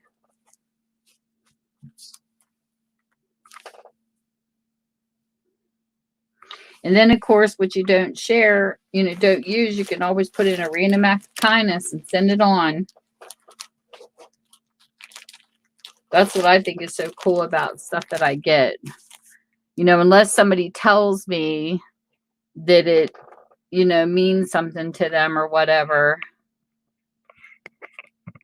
Something personal, like if somebody would send a charm and they would say it was their grandmother's or something, I would hang on to something like that. But if it's just random stuff, hey, I'll pay it forward.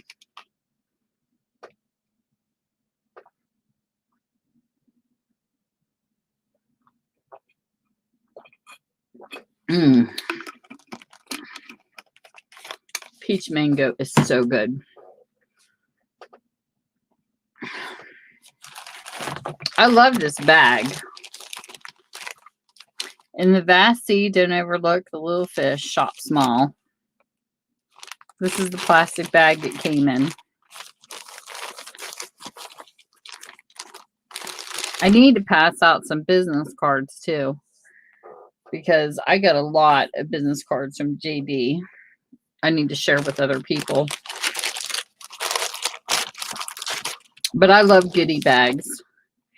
Goodie bags are such fun.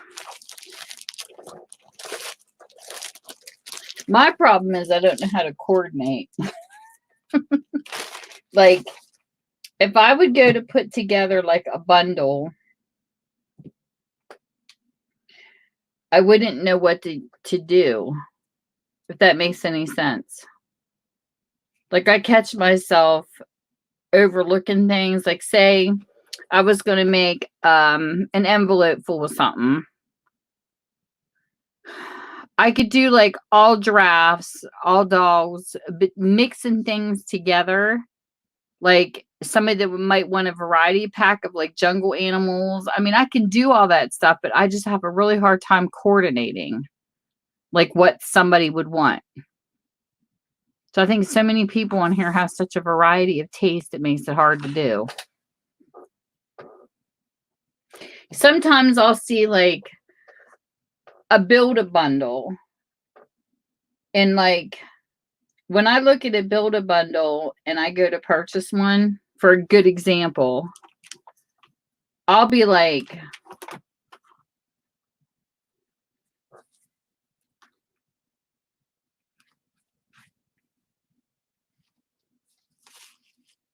I have to like at least a bunch, but sometimes I hate it when you like one thing, but you don't like the rest.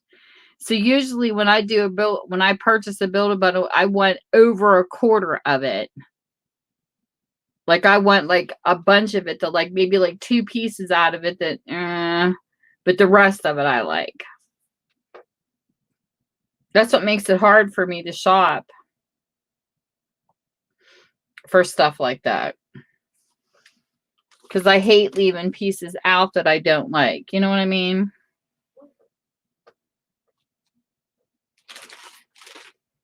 Where if you're picking through the store, you can build your own bundle.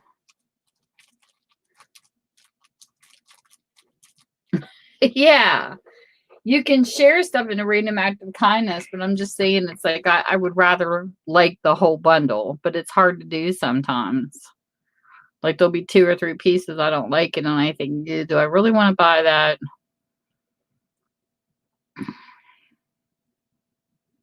I just think it's hard to please everybody, you know? Everybody's got such different taste.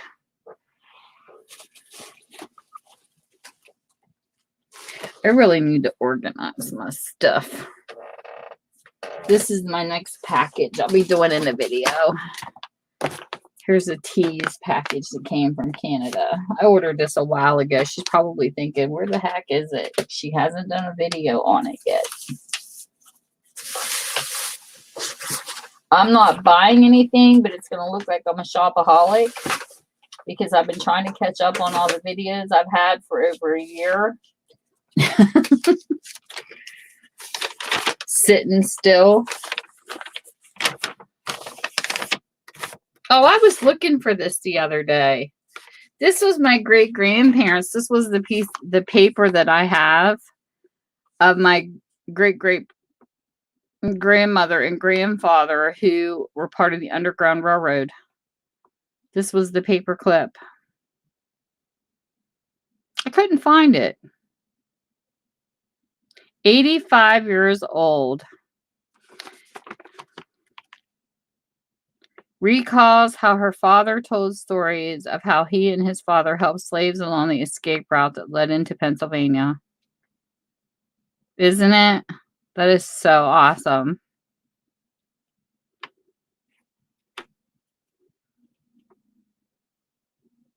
This was my grandpap's mother. And they owned a farmhouse that my mother was raised in, and this was the farmhouse where they had tunnels underneath of it that the slaves stayed till they could get them out. And that is so cool. My aunt finally sent this to me. This was published June 16th of 1957.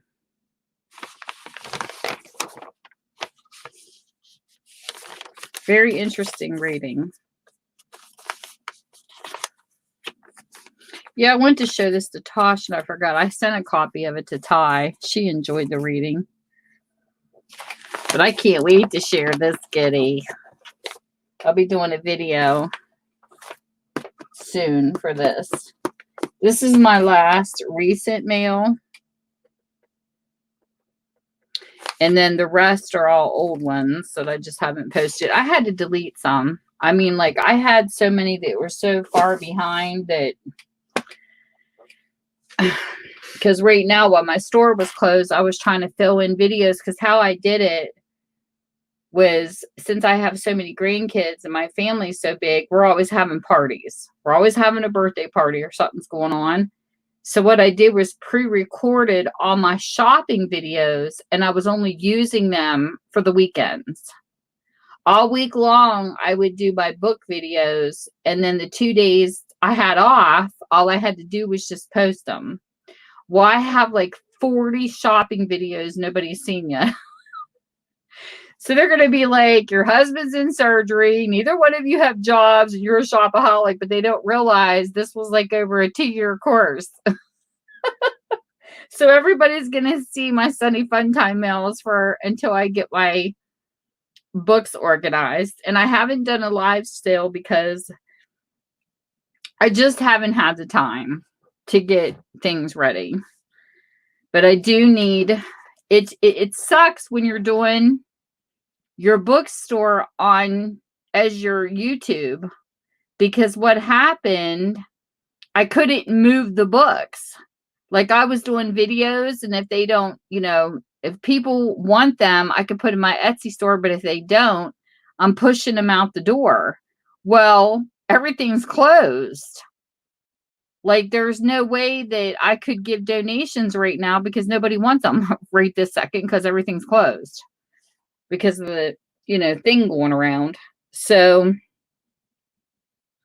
what are you supposed to do?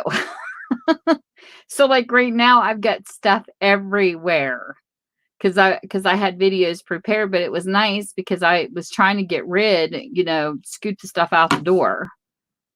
Because eventually what I'm thinking about doing, I would like to get rid of the books that I have in there that nobody's purchasing, and I want to close my brick and mortar store and turn it into my Etsy only, because when I did my taxes this year, I sold more online than I did in the physical store. It's nice to have it open, like as a pickup, because I would eventually, because part of me's torn because I want to create junk journals and put them in my store too. But then the other part of me is like, I can't do this 5 days a week because I'm not making enough money. So then I thought what I could do is like take Monday, Tuesday, and Wednesday, and that'd be the only days my store's open to actually sell to the public. That way I could do my journals and the other.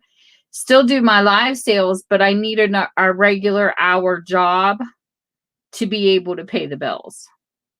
It's almost like my bookstore should be a hobby instead of my main income because I'm not making enough.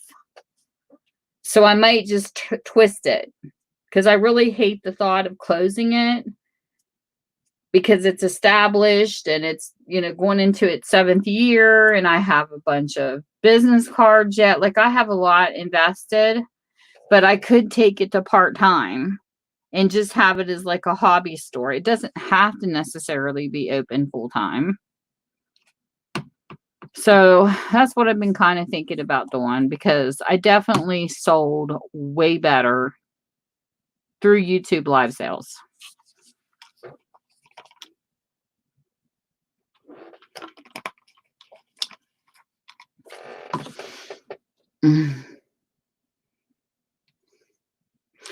Well, right now I can't do it because if you would see how much inventory I have, it's a scream.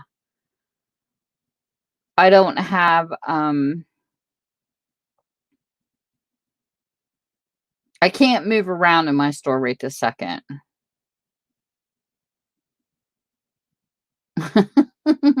Please.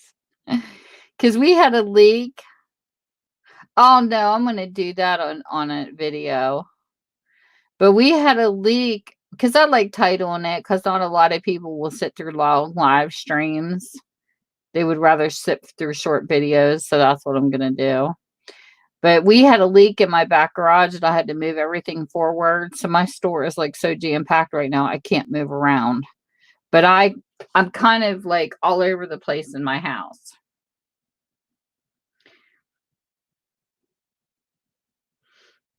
I told my husband it would be so much easier for me to go on Wi-Fi on my laptop, put it downstairs and make a table to do my live sales down there because I'm up and down the steps, which isn't really good for me either right now with my knees. So this is how I prepare for my live sales, Louise. I have to bring everything up the steps to actually display it in the live sale. I sit everything in the hallway outside my computer room.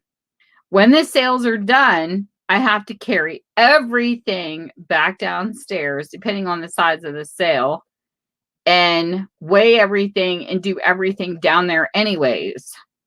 And it's just a hassle for me constantly up and down the steps because, I mean, books are heavy. And I put them in a clothes basket. When I bring them up here, my husband laughs at me. But I told him if everything was, the books are already downstairs. It's just I don't have a computer set up and room to do it in because my customers are nibby. So say like I have a sale downstairs and I happen to leave the books out. My customers would like be nibby through my stuff. They're ridiculous when they come in. I even told them I have a section downstairs where we had the rain and we ended up having a leak in our roof and I put a bunch of books on. So I said, these have not even been checked. They have not. And those are the ones they were after. And it's like, no, you got to wait because the whole thing in my store is I, clean the books up, go through and make sure the pages are there and stuff like that. And then people can do what they want once they get them. But I try to make sure they're in the best conditions, and I haven't been able to check when they're in the boxes. But yeah, they want to go through all the boxes and nib through what I have, and it's like, I can't have that. So I'm trying to clean out the bathroom downstairs because there's a nice little place in there that I have like books that I was sorting. But oh my God, if you would see my stuff right now, it's like a maze. It's like walking through a maze of PAL beer boxes because the beer boxes have the handles. So when you're walking in there, that's all you see is beer boxes all through my store. People probably think I'm like an alcoholic when they see me bringing all these boxes with Budweiser. They're probably thinking, wow, she's a drunk. Or heck, she's going to have a party. And it's all books because they're easy for me to pick up. But I just want to get everything sorted and organized. And like right now, I'm all over the place. Like I've got books in my hallway, books sitting on my kitchen because sales that don't sell, I have them sitting there because I wasn't able to move them. I would put them in the garage, show them on my video because they definitely get a chance. They're showed in live sales. They're showed in my videos, and they're put in Facebook page under Thrifty. They're Thrifty Market. They have Market there. So I put them in all those places and I give them like a great big long week or two to see if anybody's interested. And if they're not, they get packed up in my vehicle and they're gone. I donate them. My husband was like, well, you could recycle and we could make recycle money off of it. I said, no, I'm not recycling them because they're in good shape. And I know that they get another chance going into like the Salvation Army or something. And if the Salvation Army wants to recycle them, if they don't sell, that's fine by me because they're still going to needy people, the money. So I told him, I have my own little church going on. My thrifty little church going on the way I do it. But I give a chance, all the last chance books nobody wants, I give them a chance to find a home.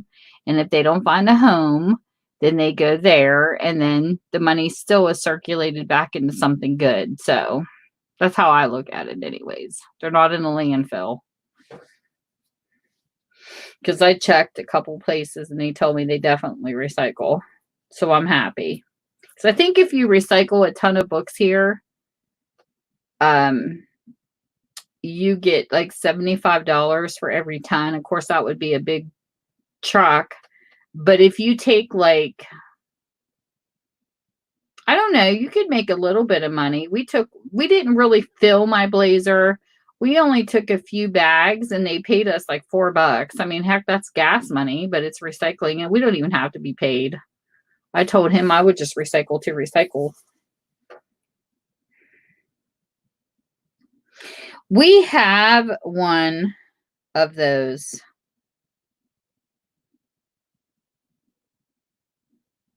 down in our town. Those boxes where people can come by and do that. It's cute.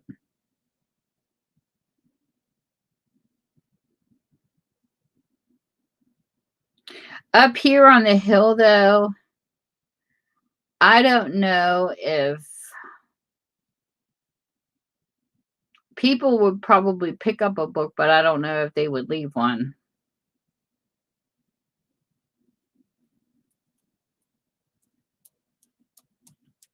And then somebody asked me if I took in trades, you know, where they could like drop some books off and do trades. Because I know some, you know, mom and pop shops. The only bad thing about that is people tend to want to pick up the better books and drop off garbage. And I have had that happen. Like someone come in and, you know, on face value, you would think, oh my goodness, that is so cool. They dropped off like a box of hardbacks. And they took some Harlequins and you think you got a deal. And then you go to open up the jacket and they're filled with mold. That's not impressive.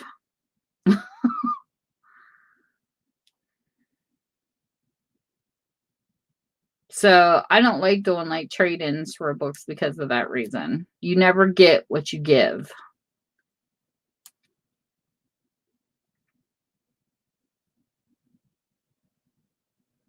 Then I had these one came in. Oh my goodness. I still never figured out what this was.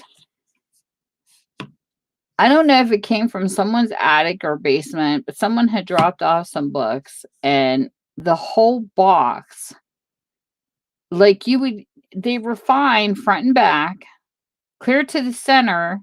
And it looked literally like somebody opened each book, spit tobacco in it and shut it. I've never seen anything like it. And I have heard of book lice that can like get in books, but I'm like, how is it getting in the center of the book and there's nothing left on any other pages? It was like the weirdest thing I've ever seen. And I showed it to a few people that come in and look. They said they'd never seen anything like it. So I don't know. It was just really weird. So what I ended up doing was I took the pages out from the beginning and the end of the books, into the part where you couldn't use where the pages, because what it would do is it was like a big brown patch, and it just like somebody's snuff or tobacco, like spit. And like you could see where it kind of seeped through the next two pages, like you would see a couple brown. But I just took the pages from the before and after it that had no marks on them, and just took the pages out to recycle them. And I threw the rest of the book away. Because what can you do with that? You can't recycle spit pages. But my husband, I even showed him, I go, how is this possible? Because it can't be leaked on, because if they were leaked on, they would be like on the beginning or somewhere else. It was just the weirdest boxes of books I've ever seen.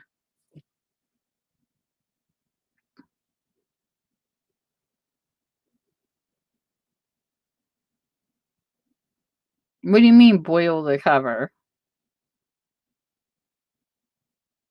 I've cleaned them and stuck them in the sun or the freezer to stop. But these were bad.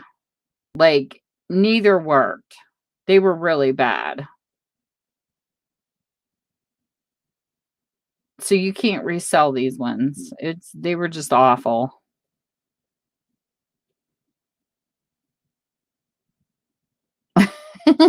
Yeah, I've heard her talking about boiled books. Like it looks like boiled book covers. I know what you're saying. But I don't know, because they say if you set books in the sun will kill, like when it's a powdery mold, the sun will kill it. But then the bad thing about that is it ages your pages. Freezer works good if you can get it to work, but it didn't work on these.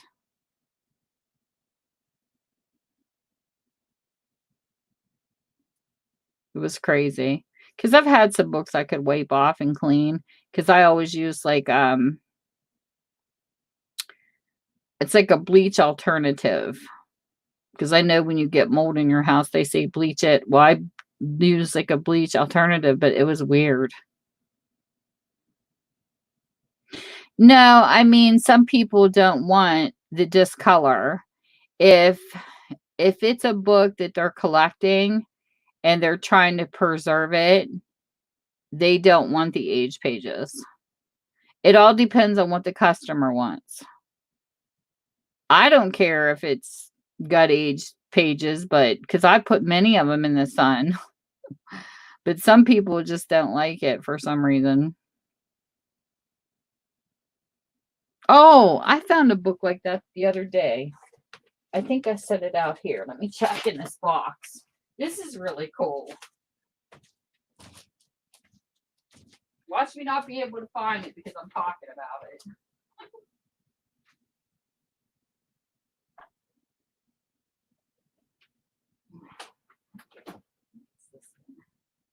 Yes.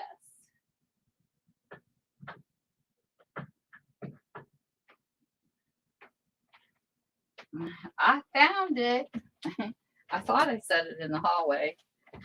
This here is really cool.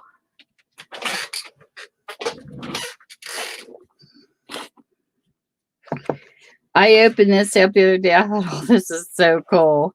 How we always talk about papers. Look at that. It aged that entire page because it's set in the book. Somebody decided to draw a chart, and then somebody drew a picture. It says, this was by Paul, Activity 13. A cottage in the hills, or the cottage in something, have I all swathed in perfume hills and round the hedges sigh to. Must be a poem. Oh, here it is. A cottage in the clouds. Look at that. That is typewriter. That is an old typewriter. A cottage in the hills have all swatheth perfume hills and round about the hedges, high with each new breath of. I have no idea what year they wrote this. That's so cute. And it's on the old typewriting paper. And they left it in this book. And look how gorgeous that is. Oh, yeah. I love it when they leave the page and it does it.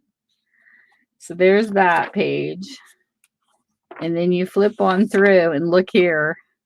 Here's the next one. And it did both. There you go, Louise. And this one is a bunch of math problems. How cool that is. I do too. Makes you wonder how hard they studied that day.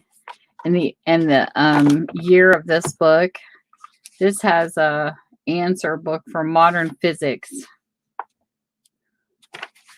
But the year of this book is, let me see, 1943. Has copyright 1939, and then it's got 1943. Modern physics.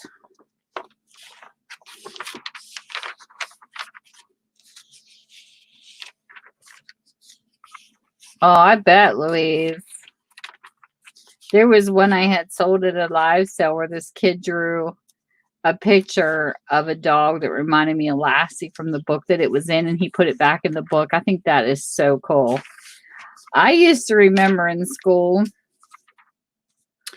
when a person would say, they would go to a page and they would write at the bottom in pencil, go to page 23. Then you would go to page 23 and it'd have you go to another page, and it would do that for like, I don't know, 7, 8 times. And then you would get to a page and it would say something like,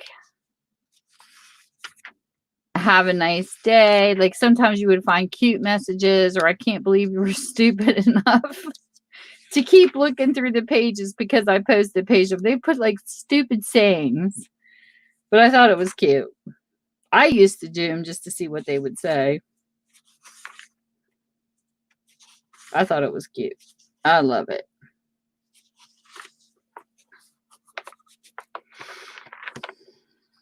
I love these books. There was a guy selling advertisements at one point. Like, I don't know if it was the photography or the drawing. They were cutting them out and selling them on the sides. Like, some of the stuff in here was worth money. For some reason, there was a biology book I had with a picture in it and had a guy's name underneath of it. And I guess they were worth money. I don't know. Now, this one must have been recent because it didn't leave any markings. This is like Protected Travel Funds, American Express. Must have been a book with American Express checks because it didn't leave any discoloration on the page. So that must have been at a later date. But yeah, I leave this stuff in the books when I find them too. I think they're cool.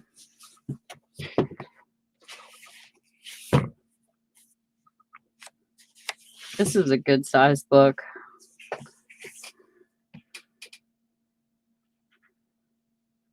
Nine and a half. by like 6 1/4 is this one. I like 9 1/2 by like 7 1/2 books best for altered books. It's cool though. Modern Physics. It's a really cool book.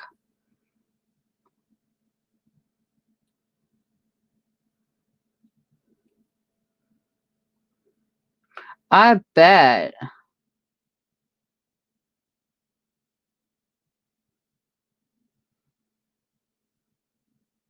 There's a girl on Etsy. I found a shop where they had a bunch of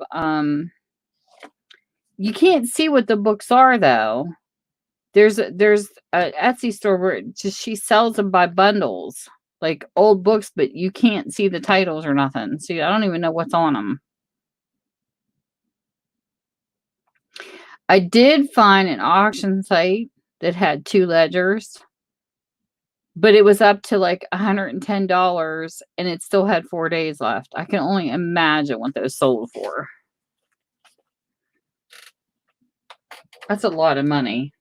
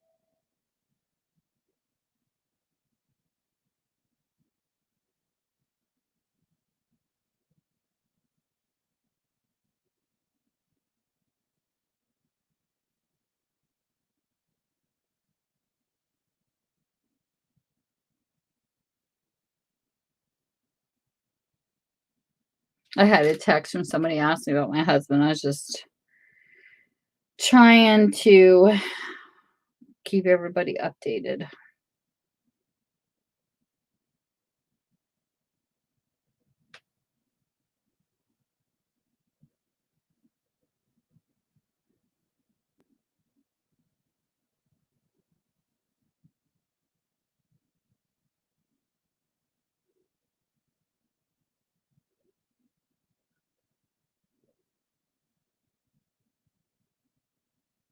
Money's going to be tight for a little bit, but we will make it.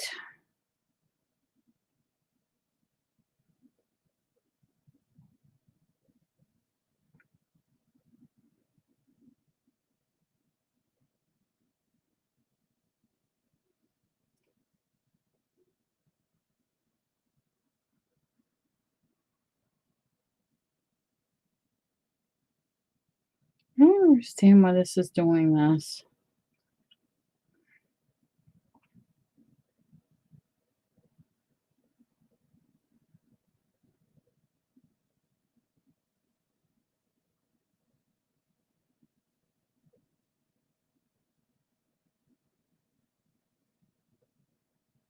Weird, very, very weird.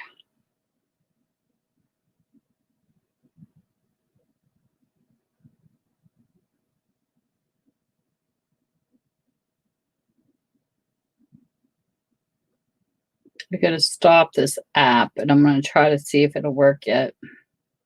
It's like weirdest thing ever. Won't let me log in, but messages were popping out. Crazy. Yeah, he's got insurance. He'll be under comp for this though.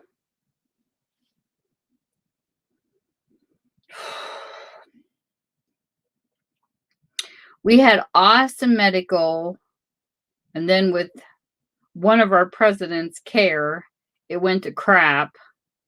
I understand he was trying to get everybody covered in the United States, but it just wasn't going to work.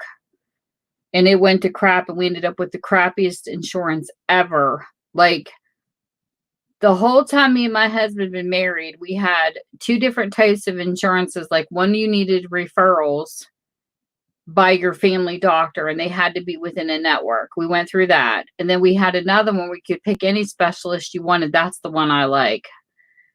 And for some reason, when they tried to start that care here, it was Obamacare. He really screwed up everything. And then all of a sudden, like everything was like covered. Like I had like a copay, but nothing like my mammograms. And then when Obamacare came out, it screwed up the insurances so bad that I couldn't even have a mammogram done. Like the hospital literally was trying to bribe me to pay out of pocket ahead of time so that it would be cheaper. That's how sad it was.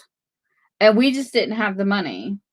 So like then they switched it, this new insurance that they switched to, it got so bad that when they updated the mammogram machine to 3D, because it used to be you would go in and have your mammogram done, you had to fill out a sheet of paper of what you've had done and when you had your last visit. Well, when they upgraded to the 3D machines, you don't have to do that anymore. Like everything's stored and they have like the images and stuff that you have taken. And all of a sudden we get hit with this huge bill because they didn't cover the machine. And it's like, because they upgraded, there's nobody around that doesn't have the upgrade because, I mean, hello, it's a mammogram machine. So our insurance didn't cover it. And we kept getting hit repeatedly with this huge bill we couldn't pay. So I told my gynecologist this year, I said, I'm sorry, but I just cannot afford to have a mammogram done because our insurance wasn't covering it. Well, then Trump came in. I don't care what anybody says about Trump. He fixed our insurance because we have the best insurance back we had when we started. The one that doesn't have referrals, the one that pays in 100%, and it is amazing. I thank God that they undid the wacky job from before. Like I have nothing against the presidents or whatever, but I just want stuff that works. So my doctor was furious because when she sets me up to have my, mammogram done, she would also set up my regular yearly appointment. Why cancel the mammogram? Because I told her I just can't do it. And she's like, why? And I said, because it doesn't cover your new machines. I said, and we can't pay thousands of dollars. We just don't have it. So, she wasn't too happy. She says, well, your insurance company's awful. And I go, well, it's not our fault. It's just what, they can pay out whenever they sign new contracts. But now we get the good insurance back. So I'm like so happy. We just got our new cards here the other day. I just wish they would leave things that work need to be left alone. You know what I mean? Like when this is what I don't understand. Like when Windows 10 and stuff comes out, I feel like, yeah, if a person wants to upgrade, they can, but like, why fix what's not broken? Like I loved Windows Home Edition. And it's all about money. It's like, why can't we stay with stuff? I mean, look at the people who drive old cars because they don't have computer chips. You know what I mean? Like I know a lot of people that drive the old time vehicles and they keep them up because they can. And they still have that choice. But I hate that we're forced to upgrade into things that we don't want to upgrade to. That's one thing it drives me crazy. You haven't noticed.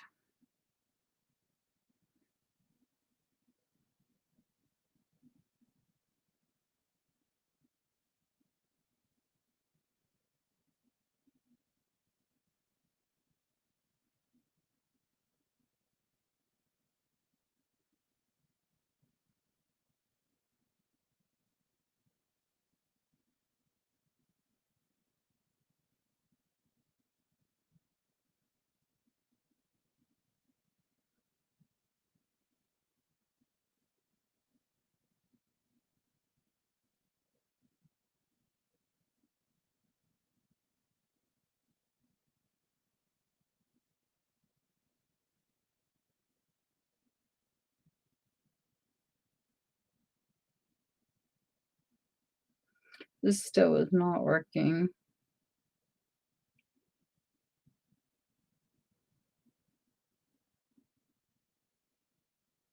For some odd reason.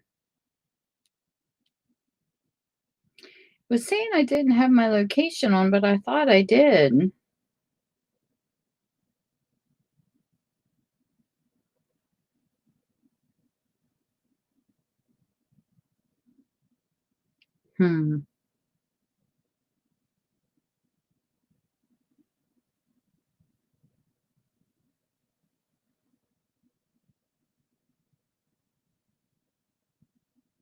This is so weird. It's almost like my phone had an update the other day and like everything's messed up on it. Like when I went to send a picture, it didn't want to work for some odd reason. It was weird. Go into my settings. Because it should show, excuse me, it should show exactly where I'm at. Location, here we go. It's on. I thought it was.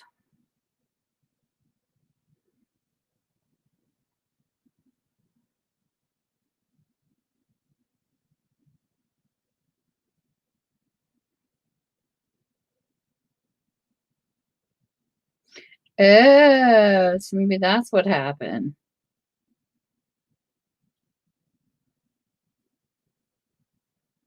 Okay. That might be, let me see if this will work now. For some reason, it was hit on deny for this particular app.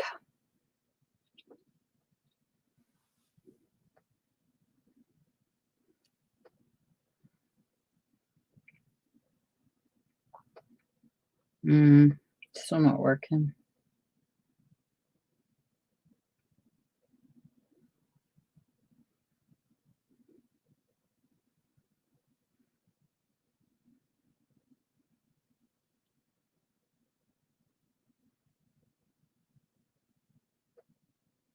That is so weird.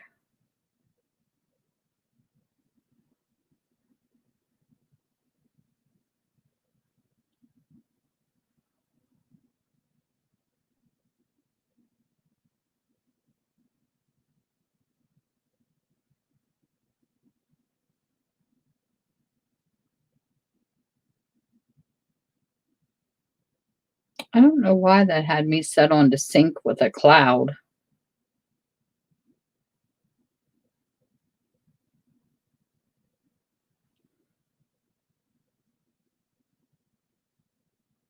I did verify myself. Darn it.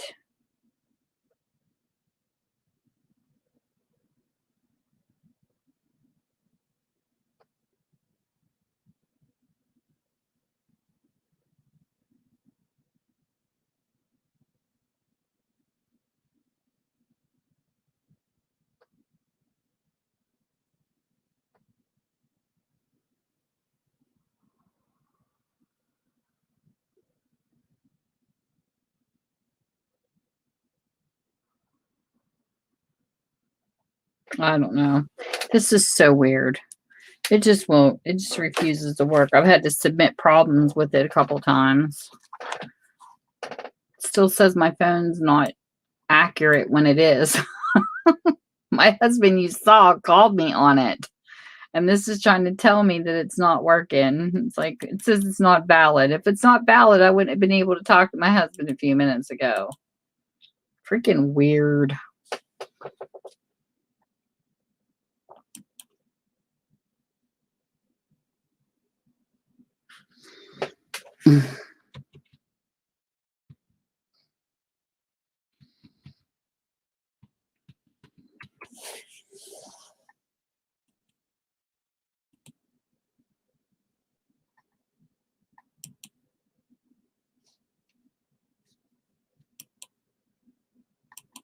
It won't even let me go to the page.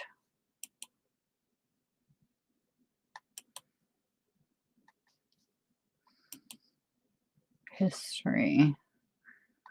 I don't think I have history on here. Nope. Let me do this. Maybe going through a different browser.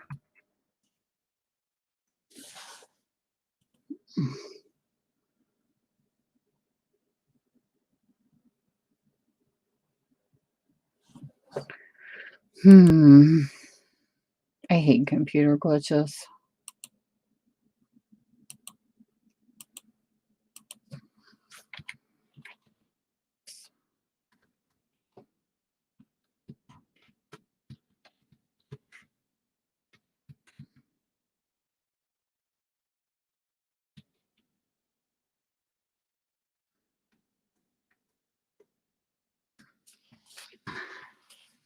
I've changed this password so many freaking times I can't remember what it is. I had to write it down. One night I had to change it like 7 times. It's ridiculous. Okay.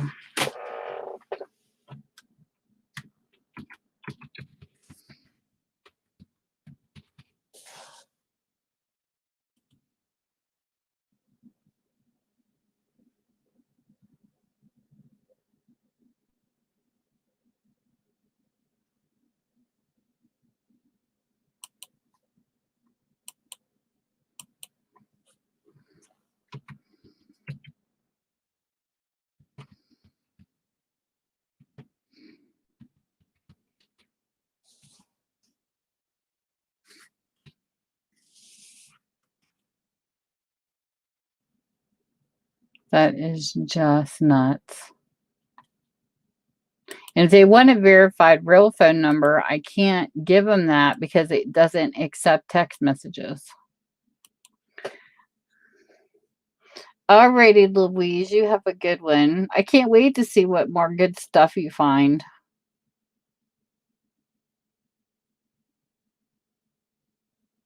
And thank you. Me too. My dog is going to be one depressed puppy tonight, not having her cuddle daddy. I think he's her puppy. He comes home from work and she's like cleaning him up, sniffing him, make sure he's safe. It's too funny.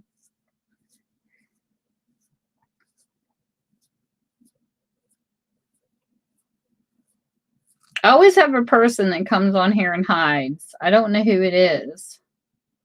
I wish everybody would say hi that pops in. I just wish there was like chat where they had a little sidebar and you could see everybody that's viewing your channel. That would be awesome. All the people that thumbs up and thumbs down and all the people who are watching. That way there's no secrets.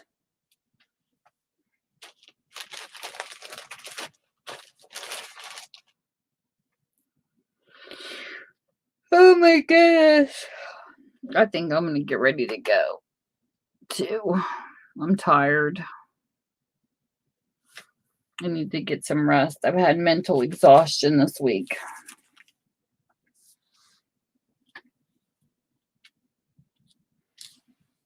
I need to throw these away. Paper stuff.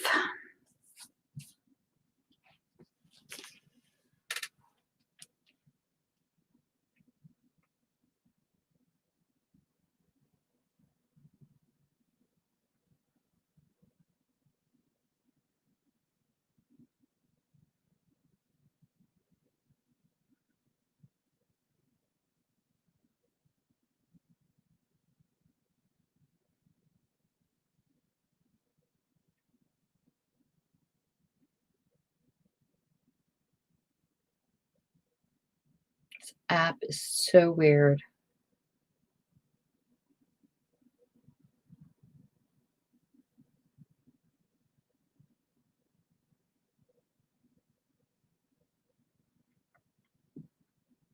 I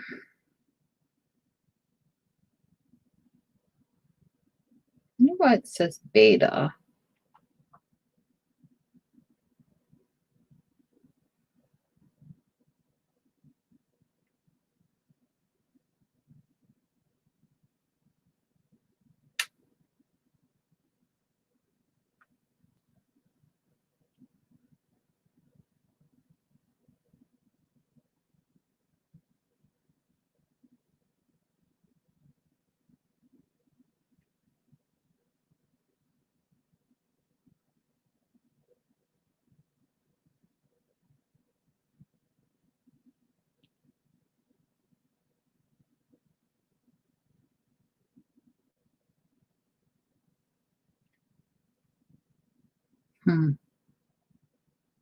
Very weird.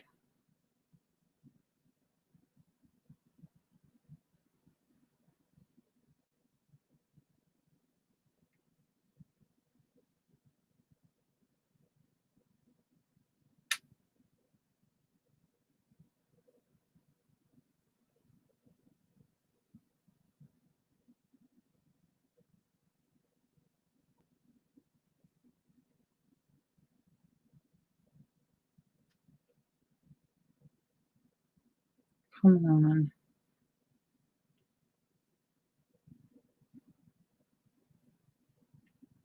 Well, that didn't work.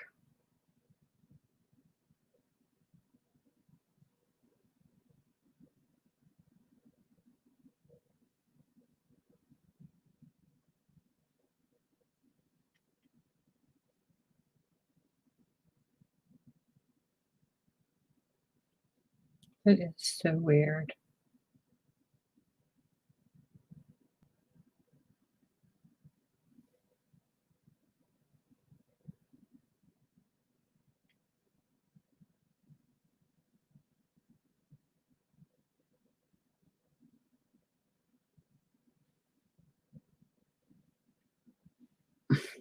Come on. Really?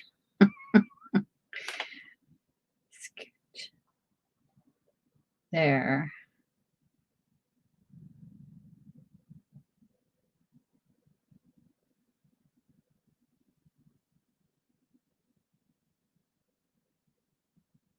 I don't know.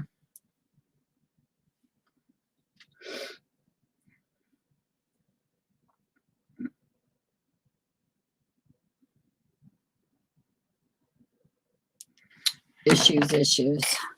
Well, anyways, everybody that come to say hi, thanks for stopping by. And I hope you all have a great time, no matter what time zone you're in. I'm calling it a night because I'm exhausted. With that being said, bye.